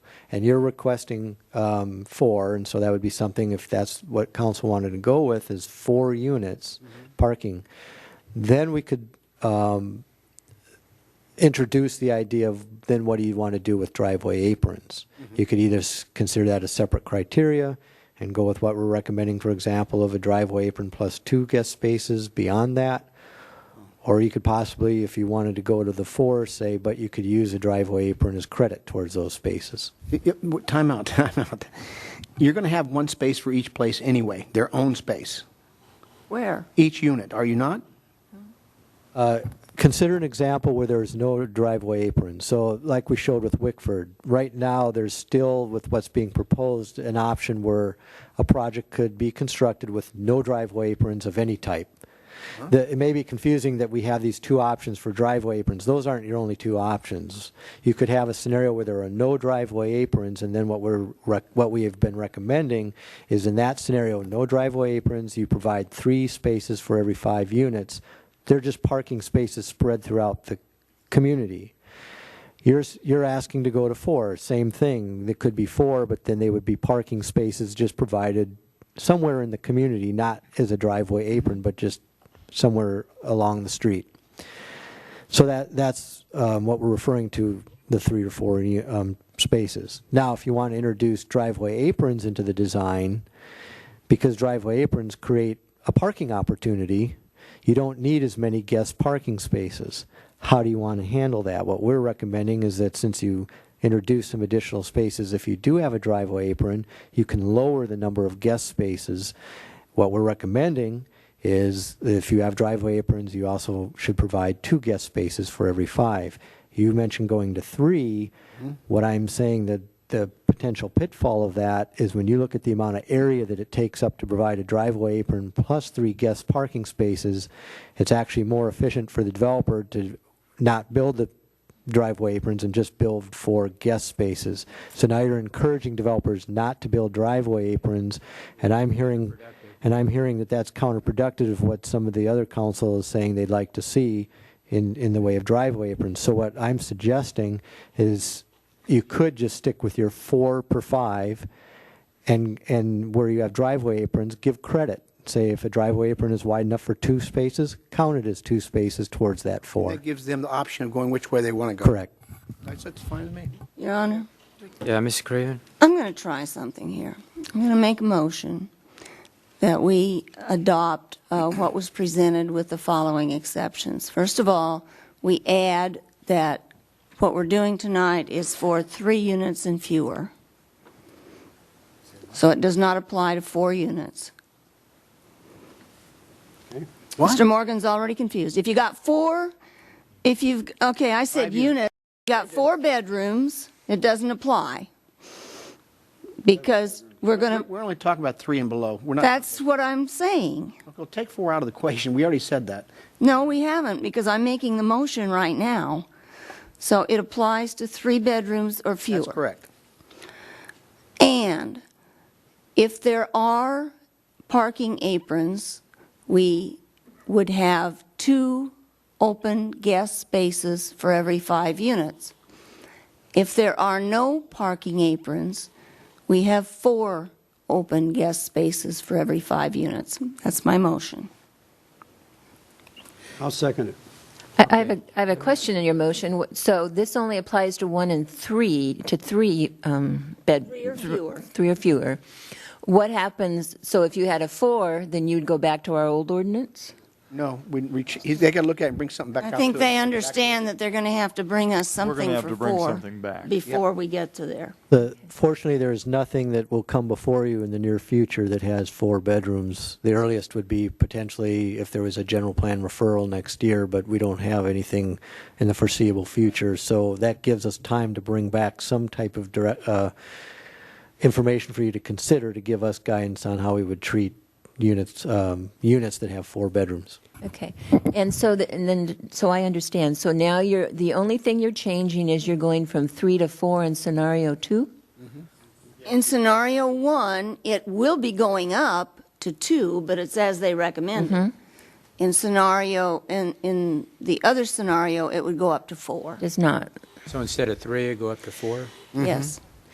And now how does that equate to the thing we need to think about with what Mr. Fox was just saying? If you're going to require 4 open spaces, if you don't have an apron, then the developer may well be more likely to put those 4 spaces out somewhere rather than building that apron. No, I don't think he said they're going to put them way out, because we can control where they put them in the design process. If I could clarify, what I was saying, and actually the recommendation is a good one.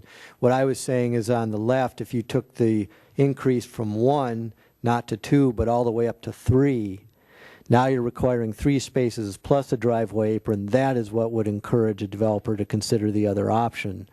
By leaving what is currently recommended only going to 2 when you have a driveway apron, but going to 4 when you don't have a driveway apron, that may go the other way where it would encourage the driveway aprons. Okay. Okay, now, I believe I heard a motion and a second. Now, let me ask, Brian, let me ask you this, because it says on the agenda, request for reading of the title. How do we deal with this?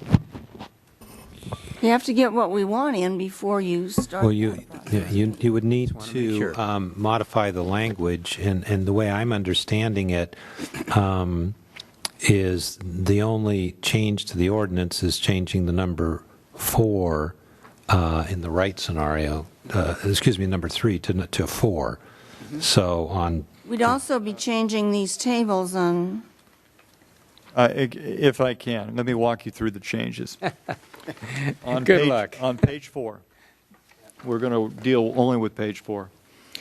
In the far left box, number 3 under residential use, townhouse, condominium, or other multifamily ownership project, we're going to add the words 3 bedrooms and fewer. Okay. In the box right next to it there, when you go 4 lines down, where you see the strikeout 2 and you see the underlined 3, that number 3 is going to change to number 4. Good. On page 5, similarly, same text amendments, except in box on the far left side, number 2, multifamily residential townhouse and condominiums, we add again the words 3 bedrooms and fewer.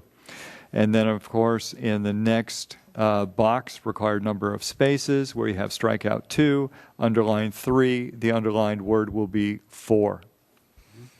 That's the extent of your text amendment. That's it. Okay, is that, everybody understands it? So there's a motion and a second. We need to vote on that before we request to reading the title. Is that correct? Yes, I think you should. Okay. We've had a motion. All right, so there's a motion, a second. Please vote. That passes 5-0. And with that, I will request a reading of the title. This is ordinance number 1100, an ordinance of the City Council of the City of Camarillo, California, amending Section 9.40.030, parking residential uses, and Section 19.44.125, Camarillo Commons parking requirements of 19.44 off-street parking of Title 19 zoning of the Camarillo Municipal Code. Your Honor, I will move to waive further reading of the ordinance and to introduce an ordinance with the changes detailed by Mr. Norman just a minute or so ago, amending tables 19.44.030 and 19.44.125 of the Camarillo Municipal Code regarding parking requirements for new residential multifamily ownership projects.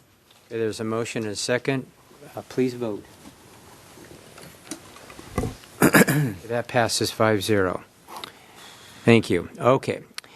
Next is a resolution approving a tentative track map 5945 Hawkeye Investment, LLC, Village Gateway Townhomes, former Amation site. This will be Mr. presented Norman, by do you Mr. have- Mitchell. Mr. Mitchell. Okay, I've got the microphone on, so you're all ready whenever you are, Mr. Mitchell. Thank you, Mr. Mayor, members of the City Council. Okay. Mr. Mitchell.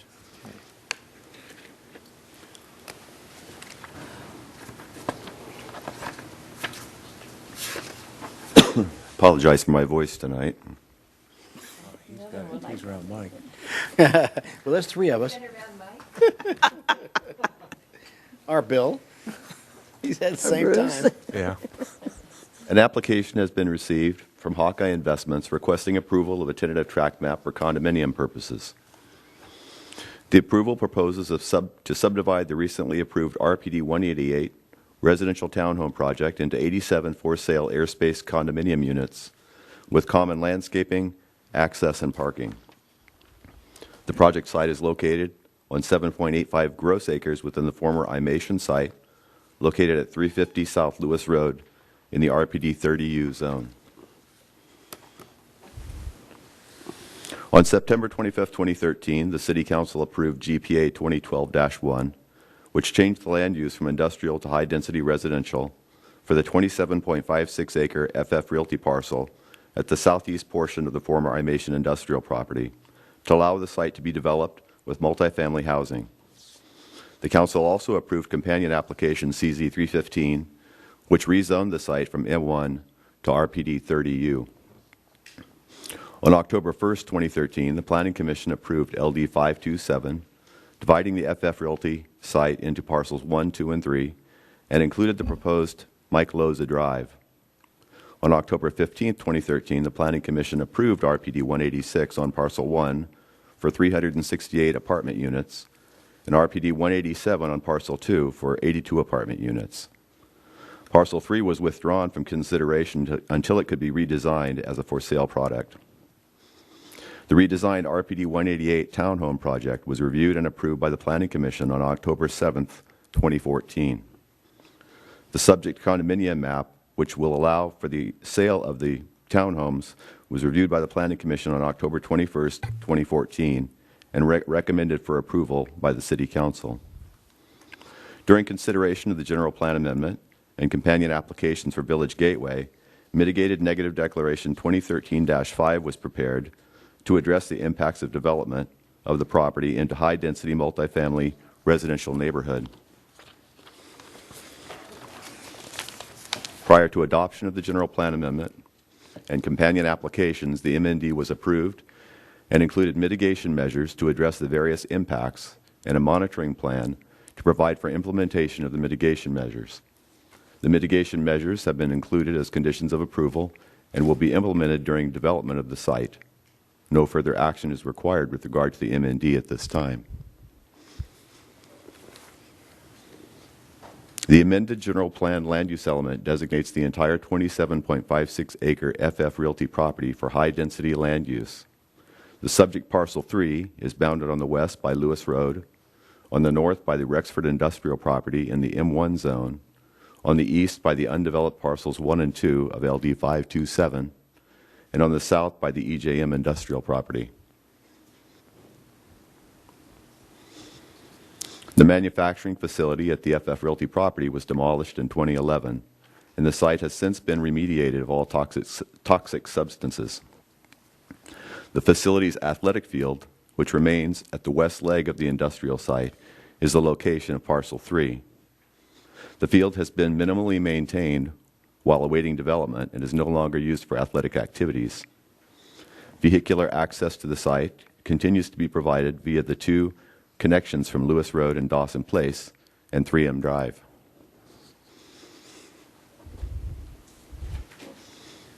The recently approved development plan for RPD 188 proposes an 87-unit residential townhome complex that would include a combination of 2, 3, and 4-bedroom units on a 7.85-acre parcel for a density of approximately 11 units per acre. Primary vehicular access is to be provided from the yet-to-be-constructed Mike Loza Drive, which was approved as part of the Village Gateway Master Plan.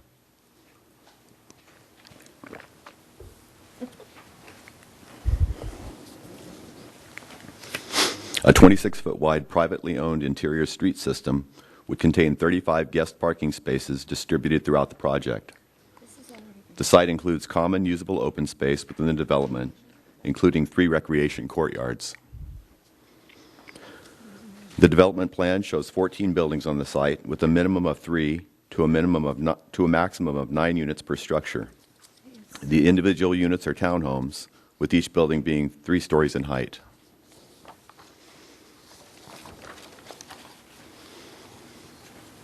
The applicant has requested 87 development allotments for the proposed project under the 2015 allocation cycle.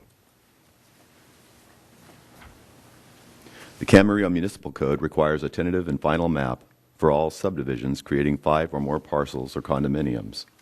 Approval of the subject condo map will allow for subdivision of the site into 4 for sale airspace condominium units.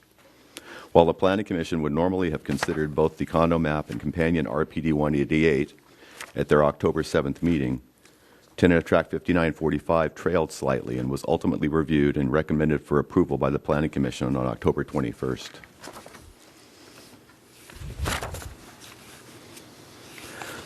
The Planning Commission found that the Village Gateway project, consisting of the previously approved RPDs 186 and 187 and 188, provides the opportunity for the development of workforce housing within proximity of the Metrolink station and Old Town Camarillo by expanding the Village at the Park residential areas to the west.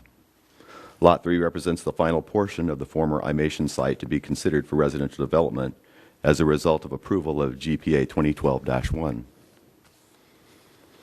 As part of the Village Gateway development, Tract 5945 and its companion RPD 188 will provide 87 townhomes and include 9 units, or approximately 10% as affordable to moderate income residents.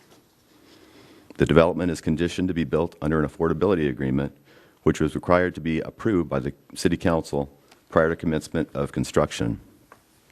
Excuse me.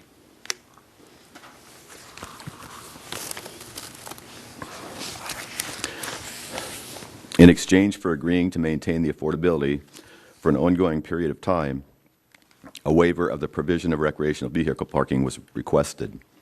This waiver will not significantly compromise the design of the project, and the end result will enhance and be complementary to the surrounding areas. Parking for residents as well as guests has been provided on site in accordance with the minimum requirements of the Camarillo Municipal Code.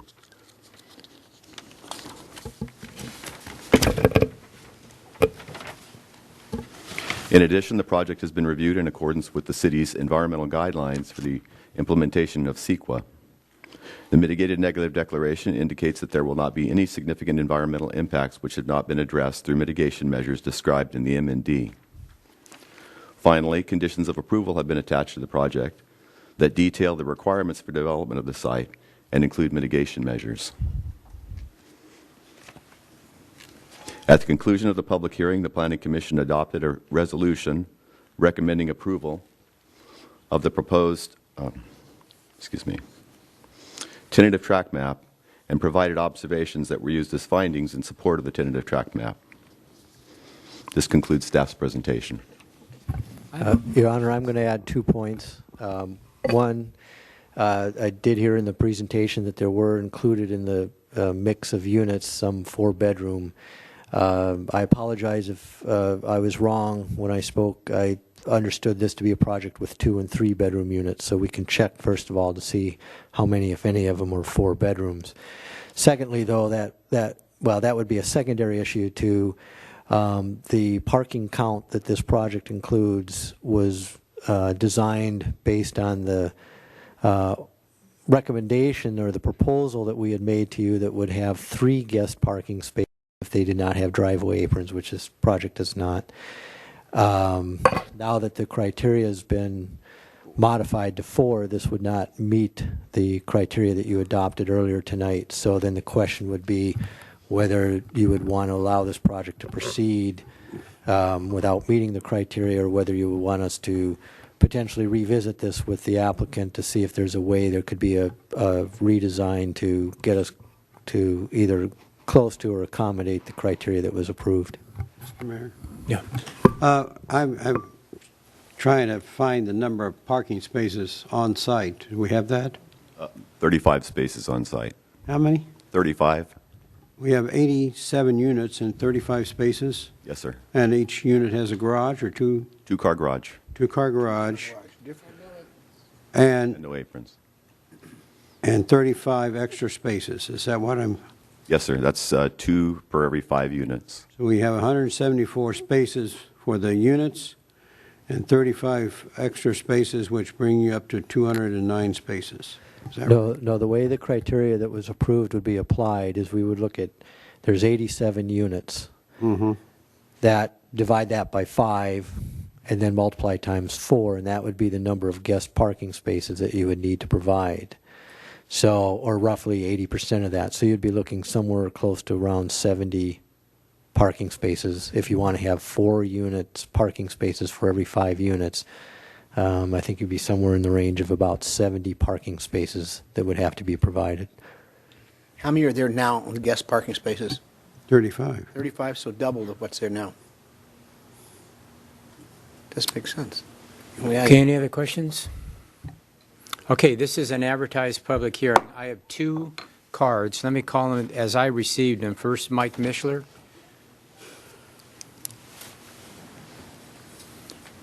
Hi, good evening again. Mike Mishler again from Camarillo. I just want to, the first point I want to make is some of the documents in the past have referred to the Pleasant Valley Fields sports complex nearby this site as a regional park. It is not a regional park. I just want to make sure we're all on the same wavelength. Pleasant Valley Fields is a sports complex. It's not a regional park. It's not like Mission Oaks or Pitts Ranch or Freedom Park. So it's very important to understand the difference, because at a sport complex, we periodically shut that down. We plan activities there a year in advance, and we have periods in there for the turf to recover. For example, during the month of December, we're shutting down the site for the turf to recover because we used it very heavily during the fall soccer season. And before we do more soccer games in January, we need that turf to recover. That field is not going to be available for people to walk their dogs on. Now, they can sneak on and everything, but the point is, this is not a regional park. And so in the other parts of Village at the Park, their housing units that you see out there, all those HOAs have their own individual mini parks that they pay into and support, so that they have a little rec or playground and area to use. So I just want to point that out, that these developments that you're looking at, these high density developments, should not be counting PV Field Sport Complex as a regional park. And they should be considering the aspect of having their own little mini parks as part of their HOA or built into. There's something to think about, because there's been some confusion in the past, and we don't want people coming into Camarillo buying these things and then calling us up and how come I can't go out in the fields and blah, blah, blah. Because this is a sport complex, not a regional park. I just want to make that point. Thank you very much. Okay. Next, we've got an Ed McCoy. Ed's here. Thank you, Mr. Mayor, members of the council. I'm Ed McCoy, representing Hawkeye Investments this evening. A little history on this site. We came about a year ago with 161 apartment homes on this site. At the request of the council, we withdrew the application, came back with about 100 townhomes. Worked with staff, as Mr. Norman indicated earlier, to ensure that there would be enough guest parking on this property. We've provided 35 guest parking spaces on the property consistent with the current code, We have an additional 23 dedicated parking spaces on the street next to this. So there's 58 guest parking spaces. That was approved as part of the RPD, the Residential Plan Development. It is my understanding that the provisions that were adopted tonight do not apply to this project. We've already had the RPD approved with the 58 guest parking spaces. So to have us then go back to an already approved RPD to comply with something that was just past 30 minutes, if we were on the agenda before this, the previous item, I don't even know that this would be a concern, but frankly, I think the city attorney should weigh in on this, because it's our understanding we do not have to comply with what was just adopted 10 minutes ago. We have to comply with what was approved as the RPD and what we worked with staff on for the past year. That would be a significant impact of this project, that we've already gone from 161 units down to 87 for sale townhomes at the request of this council. So I'd ask for some clarification on that, because again, this is a very significant issue. Let me just ask one question, Ed. You have parking 35 units plus 23 off-site, so a total of 58. Is that correct? That's correct. Okay. Which exceeds the 0.3, excuse me, the 3 per 5, because we worked with staff for the past year on that. We changed our plans to do that, and now I sit in the audience and I'm hearing that it just doesn't make any sense. All right. Your Honor, just to clarify and maybe reinforce what was said, the applicant is correct that the original application had what is in the current ordinance, the 2 per 5 that were required. Knowing that we were going to be recommending the 3 per 5, we worked with the applicant to come up with the additional spaces by allowing them to modify the street, widen it to make some on-street parking adjacent to the project to pick up the difference, with the idea being that what was going to be proposed to you was going to be the 3 spaces, not the 4. And so they were compliant with that. It's the 4 that's created the issue, and then the question is whether the action before you tonight should move forward or not, based on the fact that you've got some direction you've given us and what you'd like to see with parking ratios. Did you have Mr. Norman? Did you have something you wanted to add? In defense of the applicant and the planning division, we worked in good faith with this applicant to be able to provide additional parking beyond current code.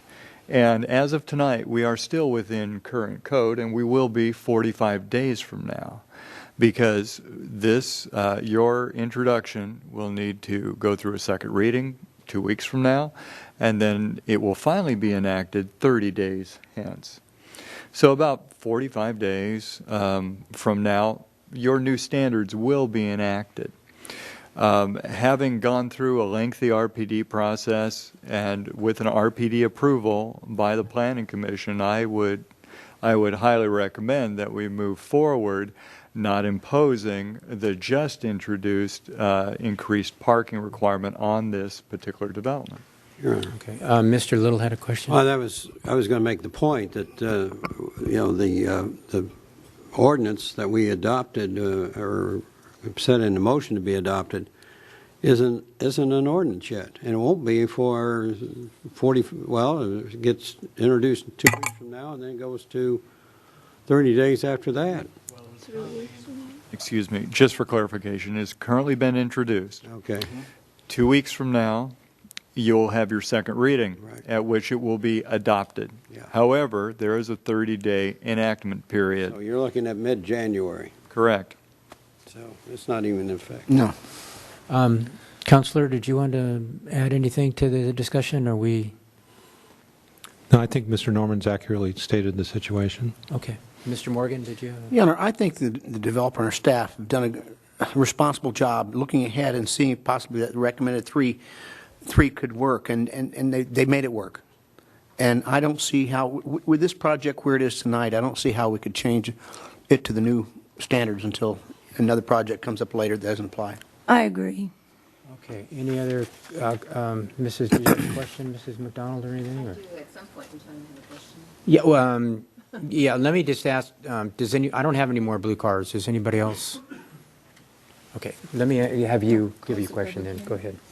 Perhaps, well, I have two. One has to do with the open space within the project. My first one has to do with the open space within the project. And I know from the very beginning, when this was first proposed, they continued to use the sports park at Village at the Park as their park, and all the way through this, it's been a point of discussion. And unfortunately, it wasn't clarified early on. I'd like to hear about what open space there is within this project. You've got a 4-bedroom units. They're going to be, I assume, children, so I'd like to hear about that. But I guess maybe the first question you need to clarify for us is exactly what we're approving tonight and what ability we have to change, to make changes. What ability do we have to say what we like and don't like about this project? Because I think rather than spinning our wheels talking about things that we can't, we don't have any say over, I think we need to make it very clear what we're dealing with. So do that one first. And that's a question for staff. Okay. In terms of open space, I'm going to pull up the RPD file that Mr. Mitchell had given, and that'll help that discussion. Mitchell, if you would address the open space.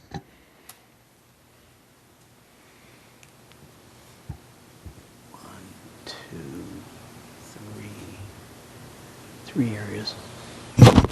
Well, primarily the open space is provided, I got this right.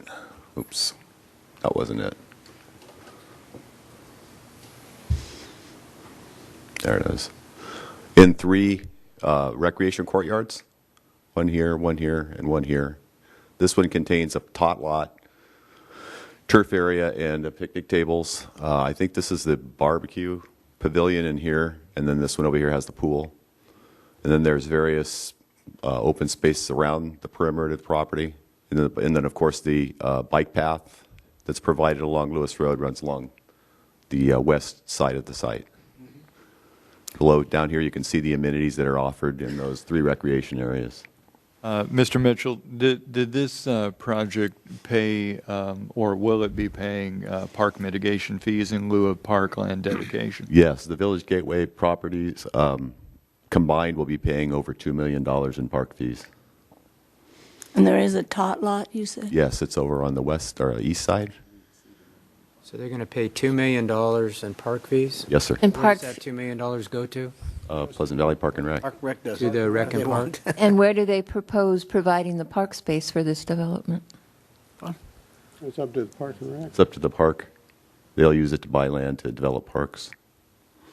But there's no requirement that it be in close proximity to this No. space. As with many other projects we've passed in the past. And so as far as just open green grass for kids to run and play, it's just that little bit up there by the tot lot? Well, of course, they've got, yeah, that's the only area for tots, of course, but they do have a pool for older kids to play in, and then the barbecue area in the middle. The barbecue doesn't, I mean, that looks like it's just a a concrete area. Would you like to weigh in on that? Grill. The developer can go over a little more of the amenities if you'd like for him to step up. Okay. Thank you again, Mr. Mayor, members of the council. This project was designed with multiple, as Mr. Mitchell stated, multiple open space recreational opportunities. The city code identifies both private and public open space requirements. This project exceeds both of those. Again, we designed this project to comply with the city's code. That's how we look at things, and that's why this discussion before this item was so important. As Mr. Fox was stating, the developers want to know what the rules are. We followed the rules. This project is providing a regional trail, bike path along Lewis Road, as well as bike paths on the future Mike Loza Drive. We're building Mike Loza Drive, which is connecting Lewis Road to Village at the Park. Every unit has private open space as well as the common open space on site. And as I said, and I'll say it again, we exceed the city's requirements. Can you talk a little bit about the private space, and does each unit have a enclosed yard, or what does each unit have? Every unit will have a ground floor patio as well as a second floor patio or ground floor enclosed areas. So every unit has the opportunity to have an outdoor seating area, if you will, with a little table, chairs. But additionally, it's connected to the larger, the larger community. And the discussion from the public, I have never seen a discussion about using this project, using a regional park as justification for this project. We've never said that. I've never seen that. I don't know where that came from. So we've always been able to comply with our open space requirements on site. That was news to me tonight, so I don't know where that came from. Oh, it's in there. It's been in there from the very beginning. It's news to us, too. No, it's been in there from the very beginning when they first proposed it. Ma'am, excuse me, Councilman, I've been in this project from the beginning, and I've never told staff that that was our intent. We can go back to the general plan referral, and that's when it was in it, clear back to them. I'll go pull it out and show it to you. I'd like to see that. I can do it for you. Mr. Mitchell saw it. It's a public document. It's a public document. It's been there. Now, maybe not since you started planning it, but way back in the beginning when it was proposed. Excuse me, was the public document on this one or the other major one that's being built on the other side? Well, at any rate, I would just say that, again, we've designed this to be a very livable community, to provide open space, private and public opportunities for the residents. And I would respectfully request that the tentative map, which is the item tonight, be approved. The RPD, this has already been approved. The tentative map is the mechanism that allows us to subdivide the property to sell these as ownership opportunities, which the council asked for.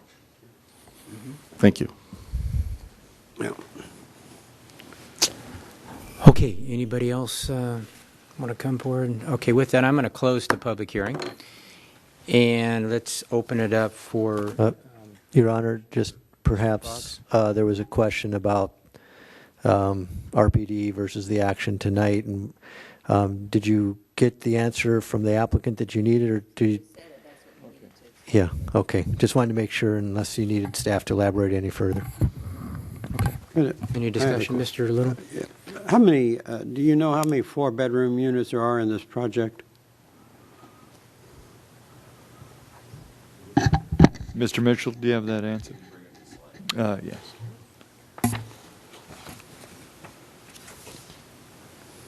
I didn't catch that. Slide number 6.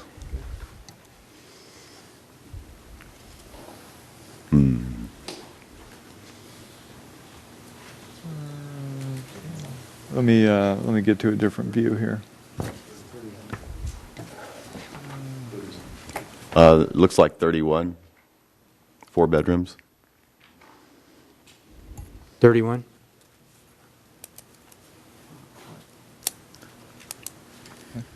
That's the consensus out here. Yeah. 31? Yes. Okay.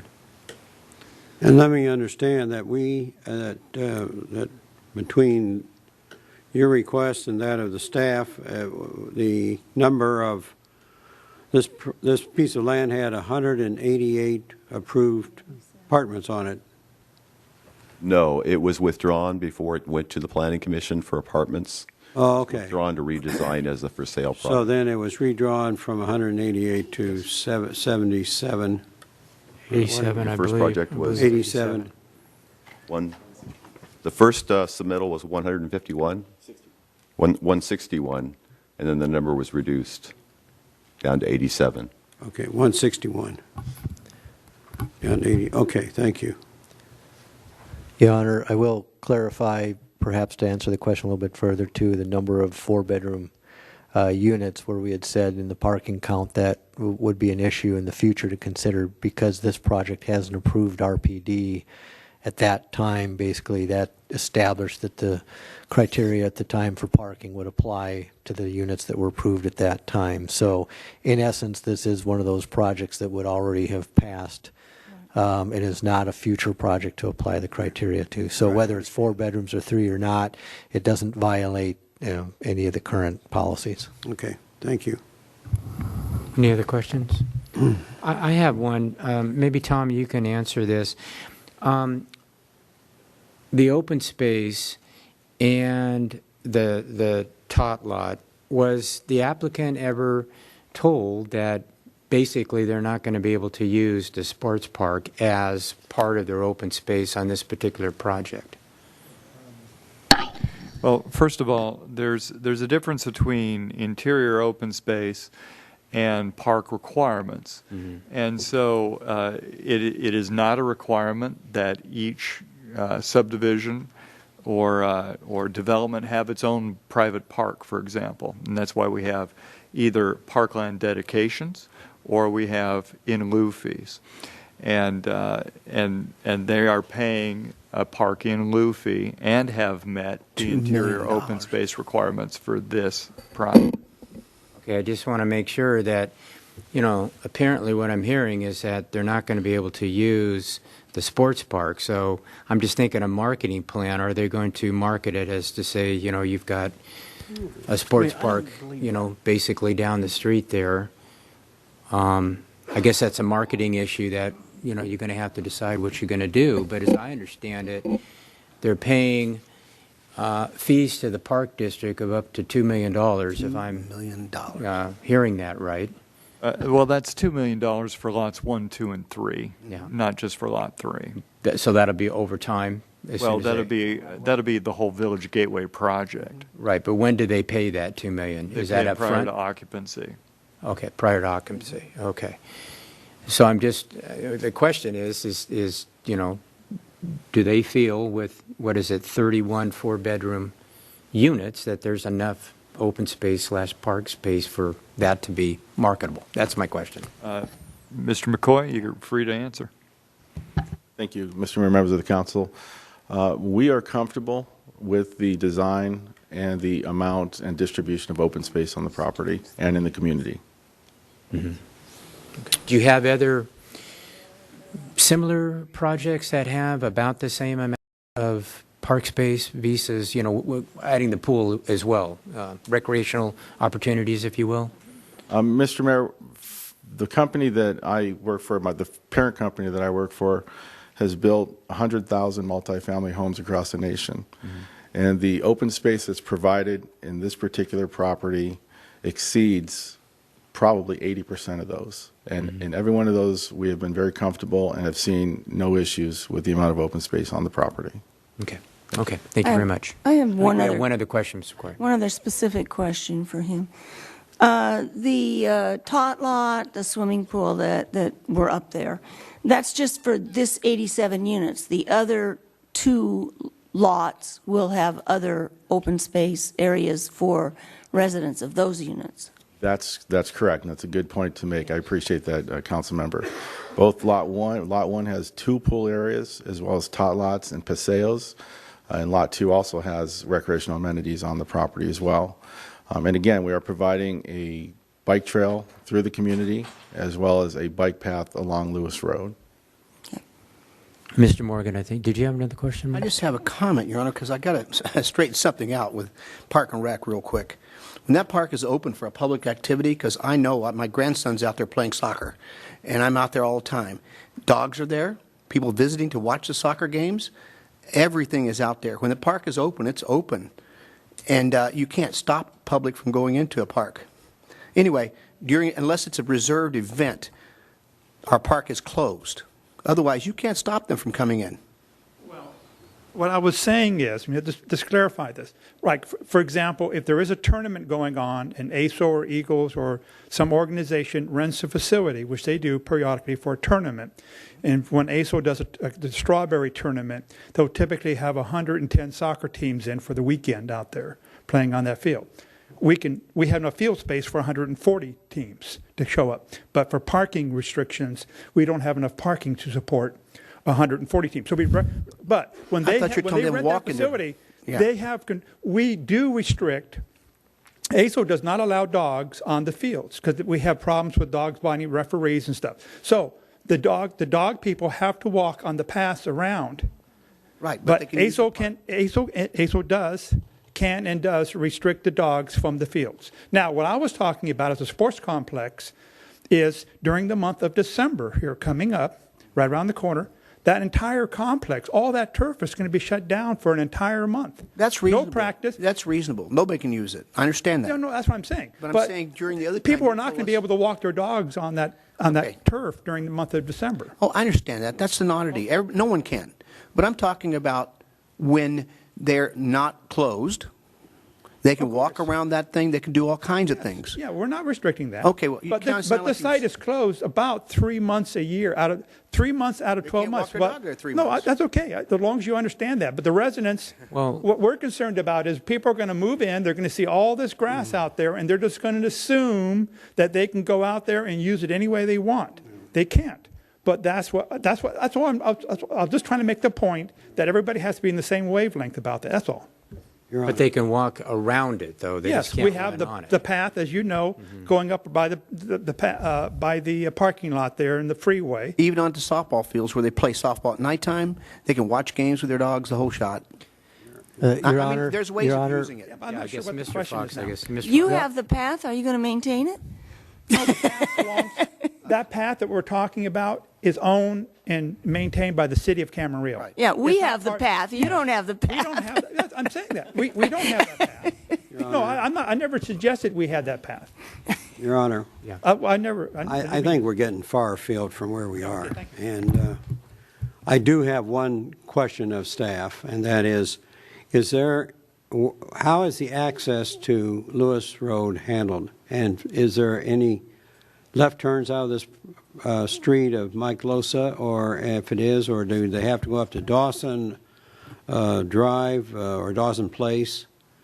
Or how does that work? Yeah, the Mike Losa Drive, as it connects to Lewis Road, will be restricted so that traffic westbound on Mike Losa approaching Lewis can only make right turns. Only right turns. Now, traffic on Lewis Road will be able to make right and left turns into Mike Losa Drive. So the only movement at the intersection that won't be allowed is somebody coming on Mike Losa Drive that would want to turn left and go south on Lewis Road.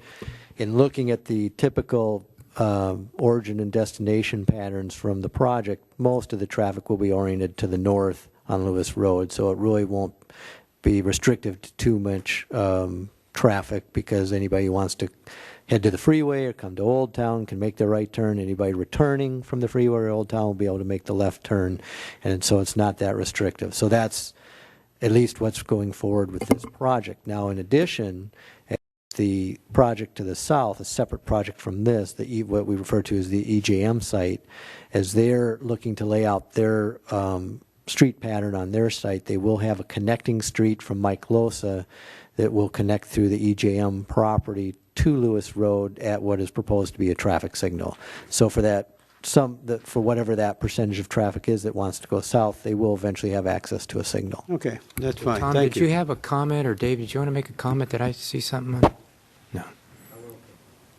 You okay? We're okay. All right, is there any other questions or comments at this time? Okay. What's the will of the council then? Mr. Mayor, I'll make a motion to adopt resolution approving tentative track map 5945, subject to the attached conditions of approval. Second. There's a motion, a second. I have one question. Will this be a gated community? Is this going to be a gated community? No, it's not. Okay. Okay, so there's a motion, a second. Ms. Craven, did you I have a comment before we vote, or I can comment after we vote, either way.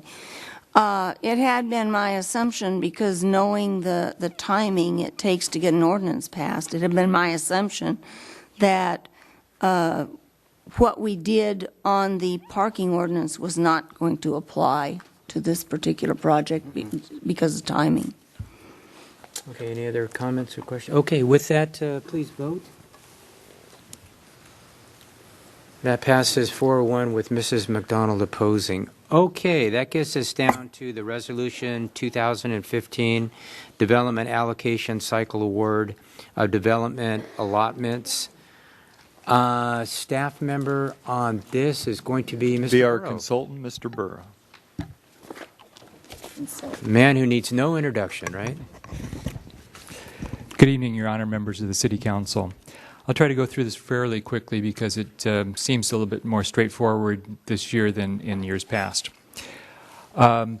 As you all know, you have your Measure A growth ordinance that's been in effect since 1981. And during this process, this is the time to consider the allotment for projects which competed this year. Got the nonverbal here. Applications were received last December and processed through this year. Through the process, we have 7 projects that are competing. And as you know, you can not award more than 400 units. This evening, we have 7 projects that are requesting allotments to complete those projects, and the total of that is 396 units. This is an advertised public hearing for the consideration of the distribution of the allotments. This map here shows the location of the 7 projects which are competing this year.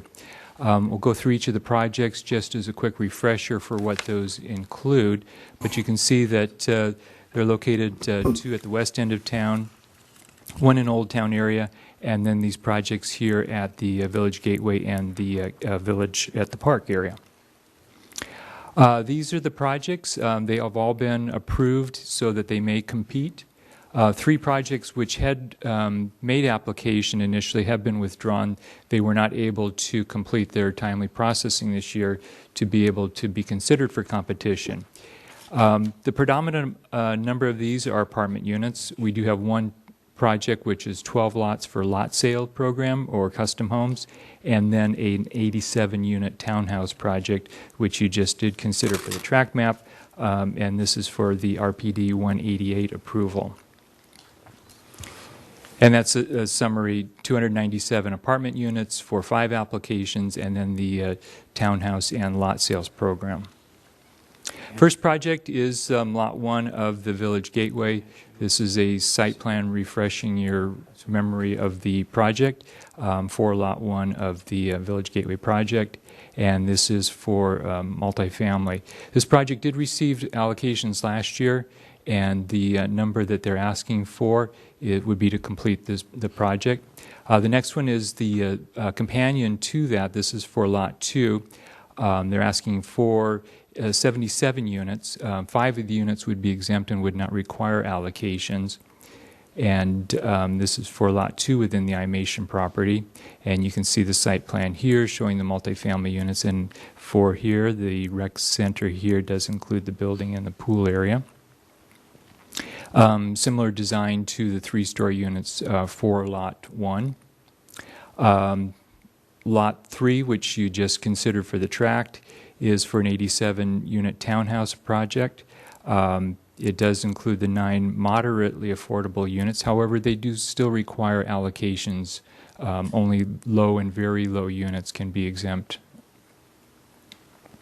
The site plan showing the project, which you just did view as well, and the elevations for the townhouse units. These will be similar to the City Venture units on their portion of the mixed-use site next to the YMCA. Crestview Ranch, this is a new project this year. It's the 1 lot sales program for the 12 units within the RE 1 acre zone. And you reviewed this project fairly recently. It's in the Las Posas Estates, Spanish Hills area of town. And this is the map for the 12 units. The 1 existing residence does not need an allocation. The HEG project, they're asking for the balance of the project. 49 units were awarded last cycle, and this is a market rate project within the Village at the Park specific plan. It includes the 2-story units at the south end adjacent to the villas at Spanish, or at Village at the Park, and then the 3-story units next to the Residence Inn. And these are the elevations for the 2 component projects within this. CUP 350 is a new project this year. It's for 50 apartment units. It's adjacent to the mixed-use area at Springville Development, and is adjacent to the senior project that they have. This area is the 50 units. Where? There it is. Here's Ponderosa Drive, Springville Interchange, and this is a composite for units which were awarded last year, the year before, the senior project, which is exempt, and then an indication of a potential commercial portion for the mixed-use component there. And these are the elevations for the two-story units that have been approved for that project. Cedar Oak, this is the city's project, and what was filed here was an application for 12 additional allotments. 10 units were previously awarded back in 2006 under a prior project, and those units can be reinstated because it would be a similar project, thus providing for the full 22 units under that project for the development on the infill site within Camarillo's Old Town area under the CUP 330 application. So all of the projects have been rated. Points have been assigned for the different categories under the services aspect and under the design aspect. All the projects that you see before you do meet the minimum number necessary to be considered for this process. This has been reviewed by the Planning Commission at public hearing. These point assignments are recommended to you by the Planning Commission. Only point assignments which were asked for further consideration can ask you for further consideration. However, none were raised at the Planning Commission. So for all intents and purposes, these points are established unless you have questions yourself of them and want to initiate any changes to them as well. And as I said, no modifications have been requested. This is how they rank in terms of total number of points. The Cedar Oak project is in first place for consideration, going down the list. Now, the Crestview Ranch, not that it's last place, but being a lot sales project doesn't have as many categories to compete in because they don't have units designed for parts of the Part B portion. So, and then looking at that, the analysis, we have considered how many allotments have been awarded previously, how many they're requesting under this cycle, and in looking at the two categories here, the 396 units can all be fully allocated this year, being less than the 400, and that it would complete 7 projects that you'll never see come before you again for the allotments. So the item before you again is a public hearing, and your action on this would be to consider the point assignments and to make your allocations and to adopt a resolution setting forth the allotments. Any questions? I do have Mrs. one. McDonald? Do you? We can't give more than 4 or the extra that brings in all something else. Do you have to give them if they've been assigned the points? Yes. They're eligible for that. There's nothing in the guidelines that say you can go less unless you have the prior year given more than the 400. Then you do have to deduct that. So every year, and this is according to Measure A, every year you have to grant 400 allotments, no matter what. If they're requested. If they're requested. If they qualify for a competition, there's nothing that says that you can go less than that. You just can't go more than that. And it's all or nothing off the list, so you can't. If it totals less than 400, you have to do them all. And well, as an there's example, really nothing we can do about it other than approve it. there have been a couple of years where we didn't receive any during the downturn. But they weren't requested. So in other words, Exactly. this list up here, we really don't have any choice but to approve it.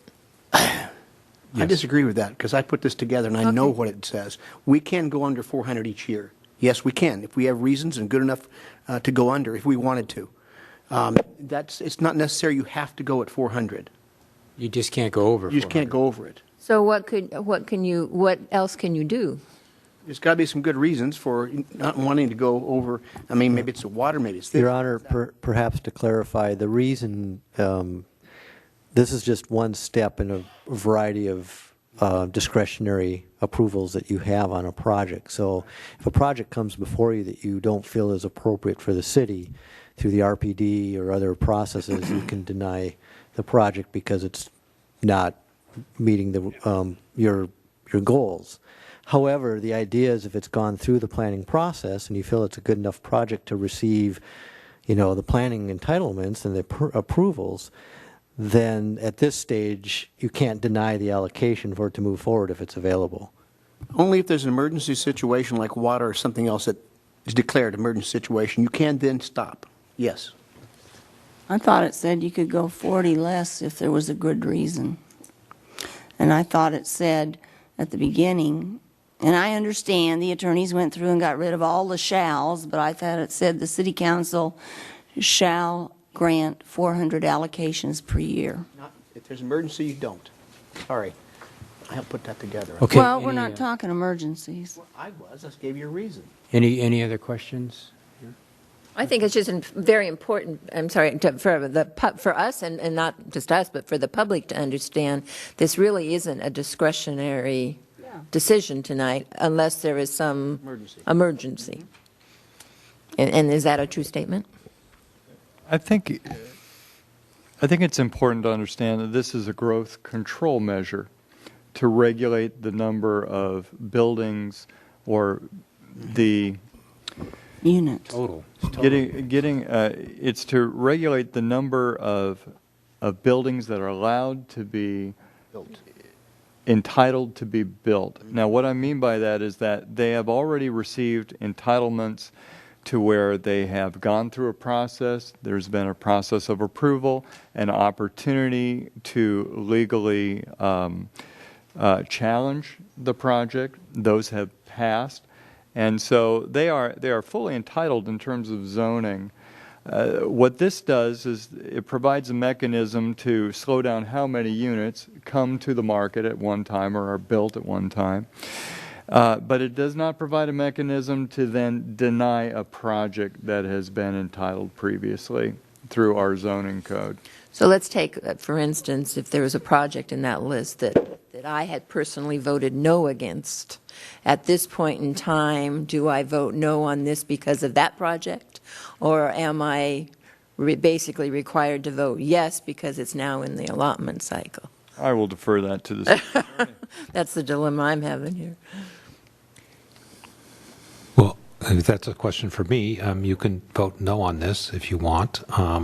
But I think Mr. Norman has accurately stated what the impact is of Measure A, which is once they're entitled, then this is a growth limitation measure to put a cap on how many are built at any one point in time. Okay, any other questions? All right, this is an advertised public hearing. I'm going to open the public hearing. We did get one nonverbal card that I did share with everybody from, here it is, from a Mr. Dave, I think it's Hassan, I believe. We did get the nonverbal. It has been shared with everybody, Dave. Okay. So would anybody like to make any comments now? Seeing nobody run up here, I'm going to close the public meeting, and I'll open it up for any council discussions. I'll move to confirm the point ratings as recommended by the Residential Development Evaluation Board and adopt a resolution awarding the 2015 development allocations as determined by the City Council. I'd like to second that with a comment. Motion and a second. Make your comment, please.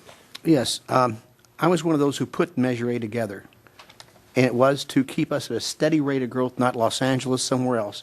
During the election, we compared that to Thousand Oaks, who had the same thing, but they're 140,000, we're still 66. We've done a good job of living by what we put, people want us to put together, and we did. And so if you go too much below that, we know the state of California could take some actions. So tonight, I don't know how we can deny this project, these points allocations. Mr.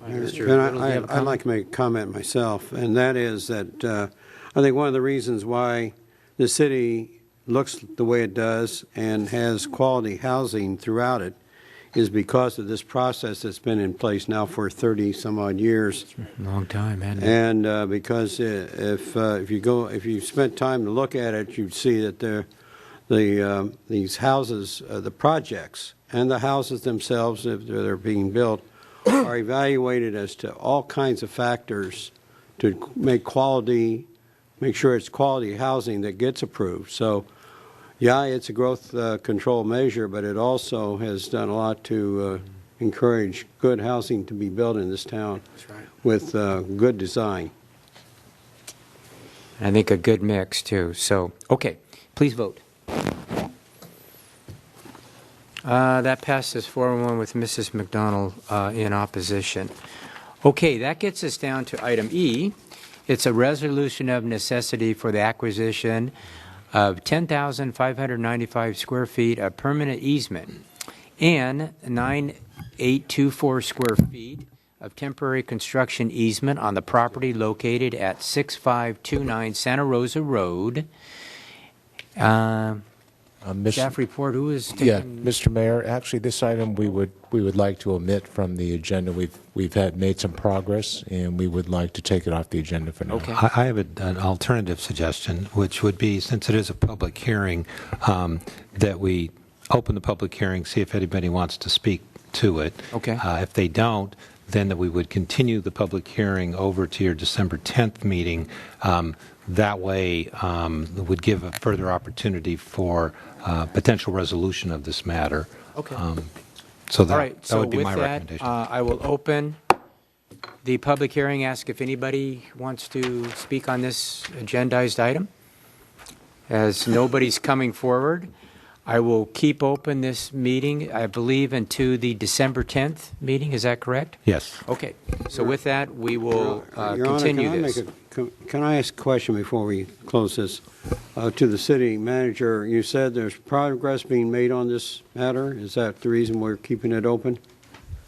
Well, we could actually, we've had the discussion of going either way, but keeping it open does keep the pressure on a little bit from a negotiation standpoint, but we are making progress.